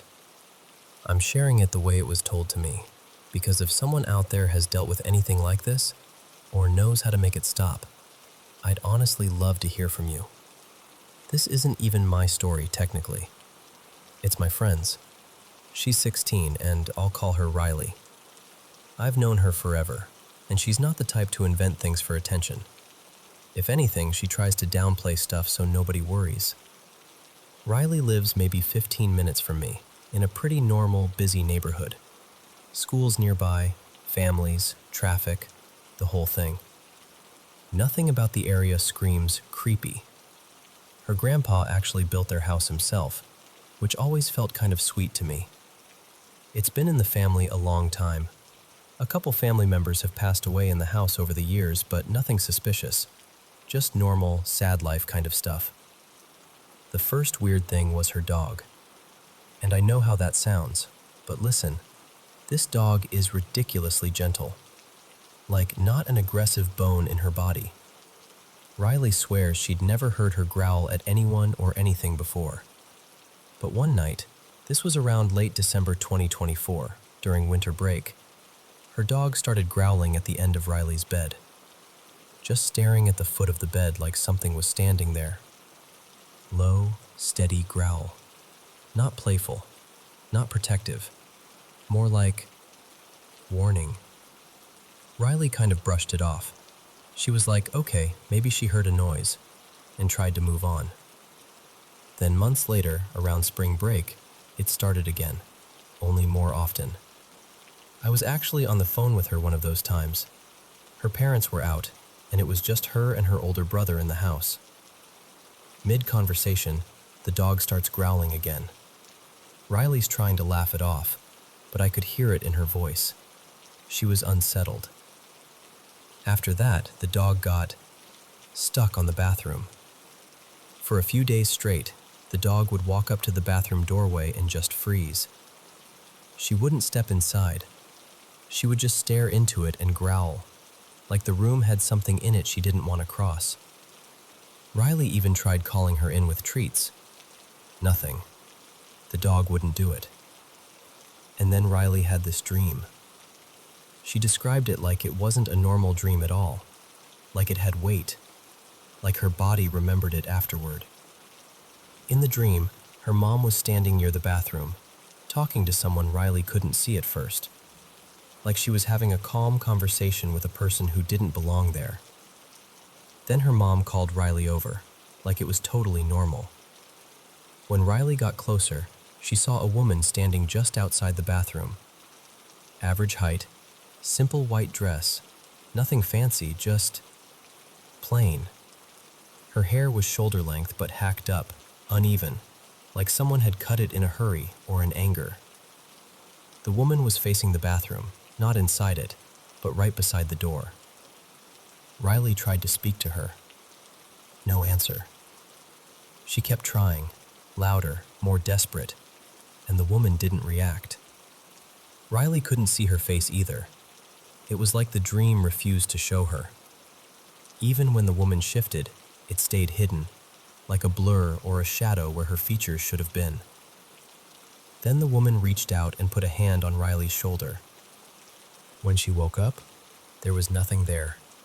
No injury. Just that gross, lingering feeling like, why do I still feel this? For a while after that, things calmed down. Not totally, but enough that Riley was trying to convince herself it was all stress or coincidence. And then came the thing she still can't explain. This happened one afternoon when she was sitting on the couch. The dog starts growling again, same as always, but this time she's staring down the hallway, like laser-focused, hackles up, the kind of stare that makes your stomach drop because you realize the animal is reacting to something you can't see. Riley stood up and leaned into the hallway to look. Nothing. Just the normal dim light and doors. But then she noticed something behind her bedroom door, like the door was slightly open and something was peeking from the gap. She described the face in a way that still makes my skin crawl. Not like a normal face at all. More like stretched and rounded, kind of squashed, like the shape of a gourd. No expression, just staring. And Riley said the worst part wasn't even the face. It was that she couldn't move. Like her body forgot how. Like she was stuck standing there, staring back, heart pounding, trying to force her legs to work, and they just wouldn't. And then she blinked, and it was gone. No sound, no footsteps, no door moving, just gone, like it had never been there. She didn't tell her parents right away. She didn't want to sound dramatic. And honestly, I don't think she wanted it to become real by saying it out loud. But after that, little things started stacking up again, especially once summer hit. Her dad started mentioning that he'd hear someone calling from another room, like Riley's voice, faintly. Like she'd be upstairs and he'd hear, "Dad?" from the hallway. But Riley wouldn't be there. Sometimes she'd be sitting right next to him when he heard it. And then there was the whisper. Riley told me she was about to walk past the bathroom, and someone whispered right into her ear, clear as day, "Hey." She thought it was her dad messing with her, like he was behind her trying to scare her. But when she turned, the lights were off, and both her parents were asleep in their room. Her brother basically lives in the basement and never comes up unless he has to, so it wasn't him either. After that, the dog refused to go down the hallway at all, like full stop. She'd plant her feet and pull back, like the hallway was a boundary line. And she stopped sleeping in Riley's room too, even though she used to love curling up there. So yeah, that's where things are at. And here's the one extra detail that makes it even harder to shrug off.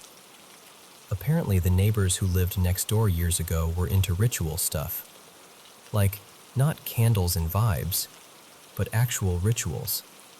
That's what Riley's family heard, at least. I don't know what was true and what was rumor, but it's the only reason we can even grasp at right now. We're trying not to spiral. We keep telling ourselves we might be overthinking it, that it could be stress, dreams, old house noises, the dog reacting to something normal. But it doesn't feel normal.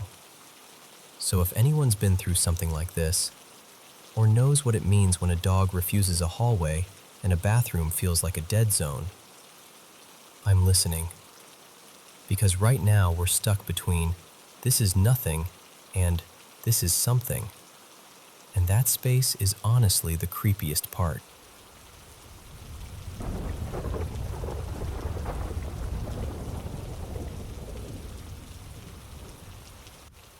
So, I've gone back and forth about telling anyone this for a long time, mostly because it sounds like something you'd hear around a campfire and roll your eyes at. Except it happened, and my family still shuts down the second I even hint at it. It was the summer of 1999, and my cousin Haruto went missing. He was 7, I was 11.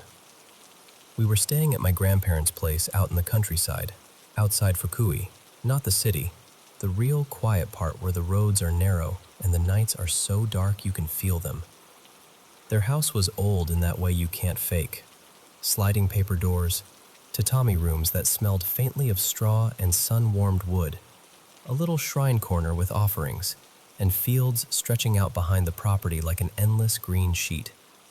Past the fields there was a thin line of trees, more of a wooded strip than a forest, but enough to make the wind sound like whispering when it moved through.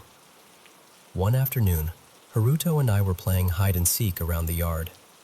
I remember counting with my face turned toward this rusted metal water pump by the side of the house, calling out numbers way too loud, like I was daring him to be brave. He giggled, this sharp, bright laugh, and took off toward the back, shoes slapping the packed dirt. At first, it was normal. That's the thing. There wasn't any ominous feeling, no warning. Just summer air, cicadas, and the kind of boredom kids feel when they've been in the same place for too many days. Then, Time kept passing. 5 minutes, 10, 15. I stopped counting and started calling his name, thinking he was just being stubborn. I walked around the house, checked the shed, peeked behind the rice straw bundles stacked under the eaves. Nothing. My stomach got tight in that way it does when you're a kid and you realize, oh, this might actually be real. And then I found him. He was crouched near the back edge of the property, behind this low stone boundary wall that was half swallowed by weeds. He looked wrong, like the color had drained out of him. His little hands were trembling so hard his fingers kept flexing open and closed, like he didn't know what to do with them. I said his name again, soft this time, and asked what he was doing. He didn't answer right away. He just stared past me, toward the fields, toward the trees beyond them. And then he leaned in and whispered, like the words hurt to say, "She's too tall." I actually laughed at first, not because I thought it was funny, but because my brain didn't have any other place to put it. Kids make things up. Kids scare themselves. That's what I told myself. But he wouldn't stand up unless I grabbed his hand. And even then, walking back, he kept looking over his shoulder, quick little jerks of his head, like something was following us at a distance he couldn't measure. That night, my grandmother noticed immediately. She was usually gentle, always slipping us extra fruit, always smoothing our hair when she thought we were sleepy. But when she found out Haruto had gone near the back wall, near the trees, her whole face changed. It wasn't just anger, it was fear, sharp and clean, like a blade. She didn't yell for long. She went quiet. And then she made us do something I'd never experienced before. She filled the bath with hot water and poured in a thick handful of salt until it clouded and stung my nose. She made us soak, even when we complained. After that, she took out these paper charms, talismans, with dark ink and little brush marks, and she started sticking them around the room.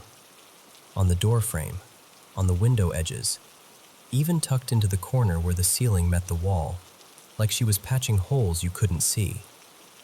I asked her what was happening. She didn't explain. She only said a name, quiet, like saying it too loudly might invite it closer. Hachishaku-sama. I didn't understand it then. I do now. That night, I woke up because I heard Haruto making this small, broken sound, half sob, half breath. I sat up, still tangled in the futon, and saw him standing by the window. Just standing there, stiff as a doll. I whispered his name, telling him to come back, but he didn't move. So I got up and went to pull him away, and that's when I saw it outside. At first, I thought it was the moon catching something pale, but then my eyes adjusted. There was a wide, white hat just above the hedge line, too high to make sense, and beneath it, the suggestion of a face. Not right. Not like an old woman's face, not like a mask either. It looked unfinished, like someone tried to shape features and gave up halfway through. The eyes seemed too far apart, the mouth too stretched, and the skin had this dull, empty quality, like wax that had never been warmed by a human life. And her neck. Her neck was bent at an angle, like she had to tilt her head to fit under the roofline. She was watching Haruto. Not the house, not me, him. I don't remember deciding to move. I just grabbed him, harder than I meant to, and dragged him down into the futon with me. I pulled the blanket over both our heads, like that thin fabric could hide us from something that didn't belong in the world. Haruto was shaking so violently his teeth clicked. We stayed like that for, I don't know, minutes? Hours? I remember hearing my own heartbeat in my ears. I remember the air getting hot and damp under the blanket. Eventually, the gray light of morning seeped in. When we finally looked, she was gone. My grandmother didn't act surprised. That's what haunts me most. The way she moved like this was something she'd been afraid of her whole life. By late morning, she'd called someone, an older local priest from a nearby temple. He arrived with a bag of things: folded paper charms, a little bottle of sake, and a string of beads he kept running through his fingers as he spoke to my grandparents in a low voice. He walked the perimeter of the house, chanting, placing paper strips at corners, tapping the frames of doors and windows like he was checking for weak points. He poured sake at the edges of the property, just small splashes, like an offering. I stood behind my grandfather and listened, trying to catch meaning where I could. At one point, the priest looked directly at Haruto and said something that made the room feel colder. Haruto had been noticed, and once she chooses someone, once she's seen them, she doesn't stop. For 2 days they kept him inside, curtains pinned shut, doors sealed with charms. No stepping into the yard, not even for a minute. My grandmother slept near our room with a small lantern lit, like light itself was a kind of defense. It almost worked well enough that a part of me started to believe it was all going to fade into one of those scary childhood memories you eventually laugh about. And then came the third night. I don't remember waking up. I remember waking to quiet. The kind of quiet that feels wrong because you realize you're hearing it too late. Haruto's futon was empty. The window was still closed. The paper charms were still stuck in place. The doors hadn't been opened.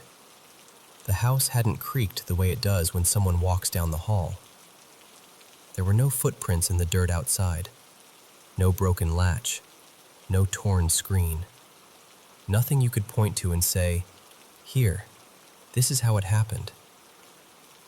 That sound, faint at first, then clearer as my grandfather stepped out onto the porch and stared toward the fields. "Poh, poh, poh." Low, slow, almost playful, echoing out near the edge of the trees. The police searched. Of course they did. For days, then weeks. People came with flashlights and dogs and long poles to poke through irrigation ditches. Neighbors talked. Rumors spread. Some said kidnapping. Some said he wandered off and drowned in a canal. My grandfather told everyone it had to be a person. A man. A stranger. But when he said it, his eyes wouldn't look at my grandmother. And my grandmother? She just kept lighting incense. We never found Haruto. Even now, when I visit, his photo is still there on a high shelf in the main room, faded at the edges from years of smoke. Fresh incense is always burning beside it, even when no one is home, like the house is still holding its breath. And sometimes, this is the part I almost never say out loud. When the wind is right, and I'm outside at night, I swear I can hear something drifting over the fields. Not a voice exactly, just that soft, steady sound, like someone calling in a way only one person is meant to understand. Oh. Oh. Oh.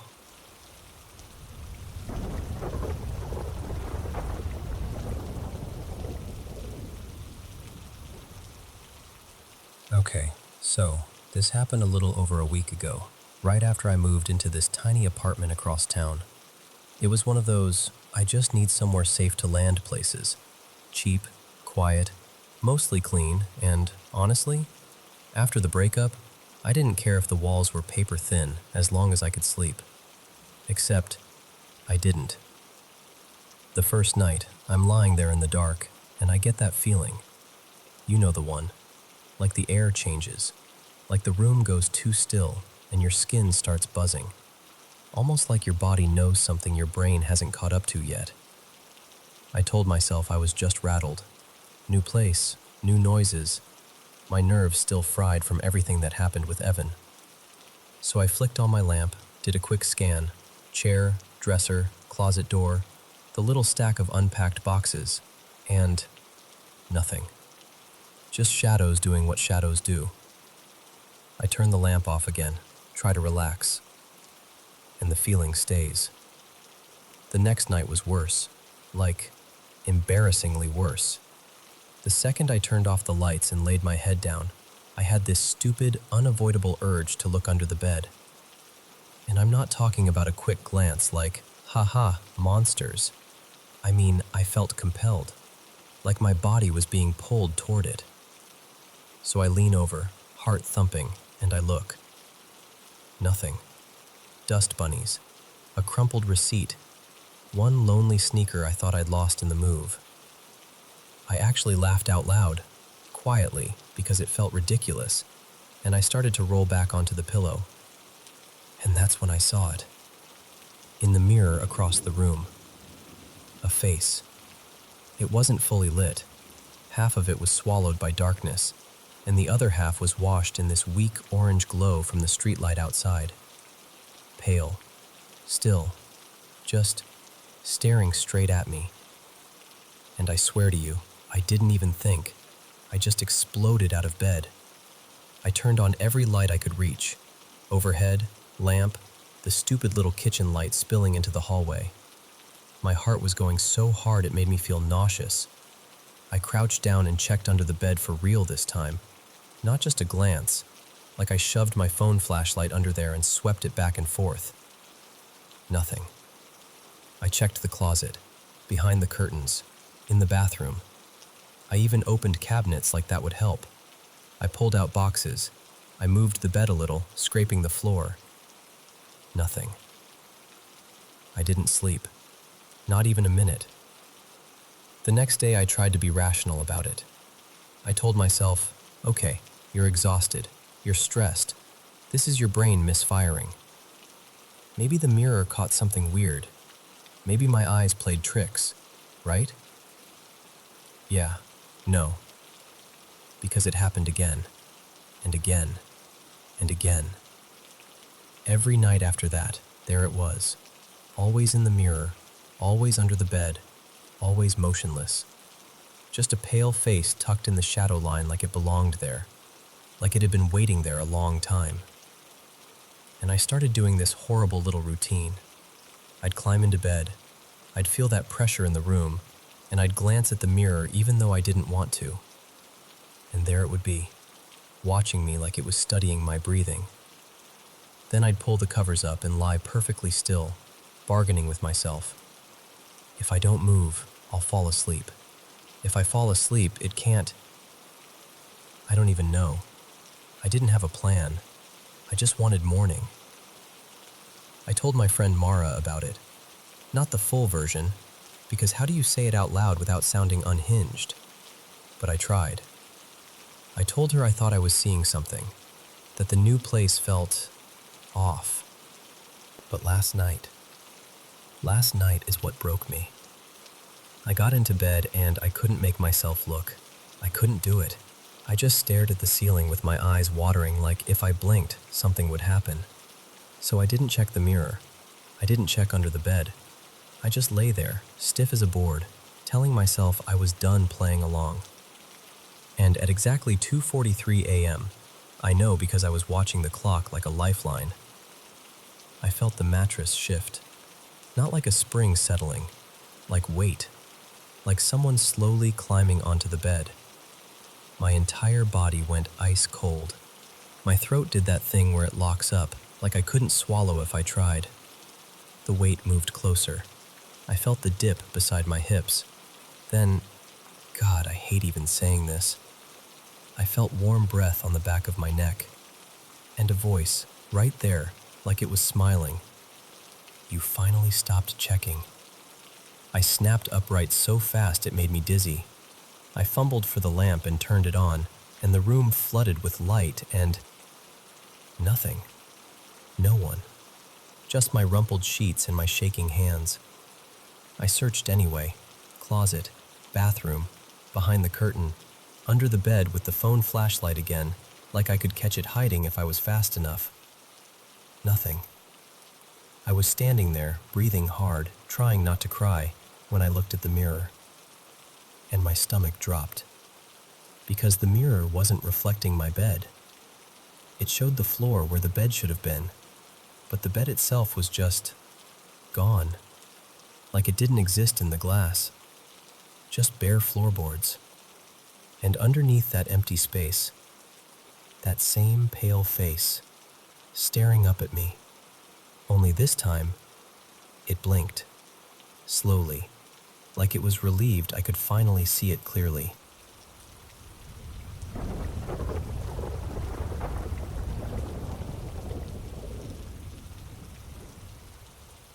Hey, so there's a night from my childhood that I don't tell many people about, but I think about it more often than I'd like to admit. It was the summer right before 5th grade, one of those perfect, dusty golden summers where the days feel endless. We were living outside Grants Pass, Oregon, on this quiet little patch of land with fir trees, a shallow creek, and just enough space to disappear into your own adventures. My older brother, his name was Cole, and I basically lived outdoors. We'd spend all day with the kids who lived down the lane, a girl named Tessa who was a few years older, and her little brother Noah, who was my age. We did everything. Creek swims that turned your lips blue, muddy feet on the porch, riding our battered go-kart until it sputtered out, building forts out of scrap wood and arguing over whose base was better, catching salamanders in old coffee cans and swearing we'd keep them as pets, for like 12 minutes. Our house wasn't anything fancy, but I can still picture it like I'm standing there right now. There was this long hallway that connected everything, bedrooms on one side, bathroom at the end, and my parents' room kind of angled across from ours. At night, the hall always had this dim, comforting glow from a little lamp in the living room. That light made the dark feel less big. That night was just normal, a weekday. My parents did the usual routine, tuck us in, quick, good night, reminder to stay in our own beds. My mom had been trying to break me of the habit of sneaking into their room when I got scared, so I promised. I remember being proud of myself, actually. Like, okay, I can do this. I'm not a baby. I fell asleep with my door cracked open, listening to the quiet of the house and the kind of country silence that feels thick and heavy. And then, sometime in the middle of the night, I heard a voice. Not loud, not harsh. Soft, like someone trying not to startle you. "Mara," it said. "Wake up." I opened my eyes, and there was a woman sitting right on the edge of my bed. At first, my brain tried to make it make sense. I thought, Mom, because who else would be in my room? But the longer I stared, the more my stomach dropped. She wasn't my mom. She looked wrong, in a way that's hard to explain without sounding dramatic. Her skin was so pale it almost looked like porcelain. She was wearing this flowing white dress, like something from an old photograph. Her hair was dark, inky black, and pinned up loosely, like she'd gotten ready in a hurry. And her lipstick was this deep, vivid red that shouldn't have stood out as much as it did, but it did. She wasn't snarling or angry. That's the strange part. Her face was calm, almost gentle, like she'd been waiting for me. She leaned in slightly and said, "Mara Grace, I need you to come with me. There's something I need to show you." And that's when the fear hit. Real fear. Not a spooky story kind. This is not right kind. My heart started going so fast I could feel it in my throat. I remember my hands going cold under the blanket. I whispered, "I can't. I'm not allowed to leave my room. My mom will get mad." She smiled, just a little, and said, "It's okay. I'll bring you right back, I promise." But something in me, some instinct I didn't even know kids had, was screaming no. So I tried to buy time. I said, "Okay, but I have to use the bathroom first." She stood up and stepped back like she was giving me space, like she respected that. And the second she moved, I slid out of bed and walked as calmly as I could into the hall. I even used the toilet. Partly because I actually had to, but mostly because I needed something normal, something solid. because in my head I kept thinking, maybe I'm dreaming. But everything felt too sharp, too real. After a minute, I made a plan. I'd unlock the door, run straight to my parents' room, and throw it open. I didn't care if I got in trouble. I just needed them awake. I needed other eyes on me. Proof. Safety. I remember taking one deep breath like I was about to jump into freezing water. Then I flung the bathroom door open and sprinted down the hallway. I was so focused on my parents' door that I didn't even look left or right. I could see the handle. I could see the thin crack of darkness under the door. And right as my hand reached for it, something grabbed me. And I know how that sounds, but I swear to you, I still remember the exact sensation. It wasn't like a normal hand. It was cold, yes, but also empty, like being clutched by air that had weight, like pressure without warmth, like the space around my arm tightened and burned all at once. I screamed. I mean, full, animal, from the bottom of your lungs screamed. In the same instant, my dad sat up in bed. I saw him through the crack as the door shifted, his silhouette, his head snapping toward the sound.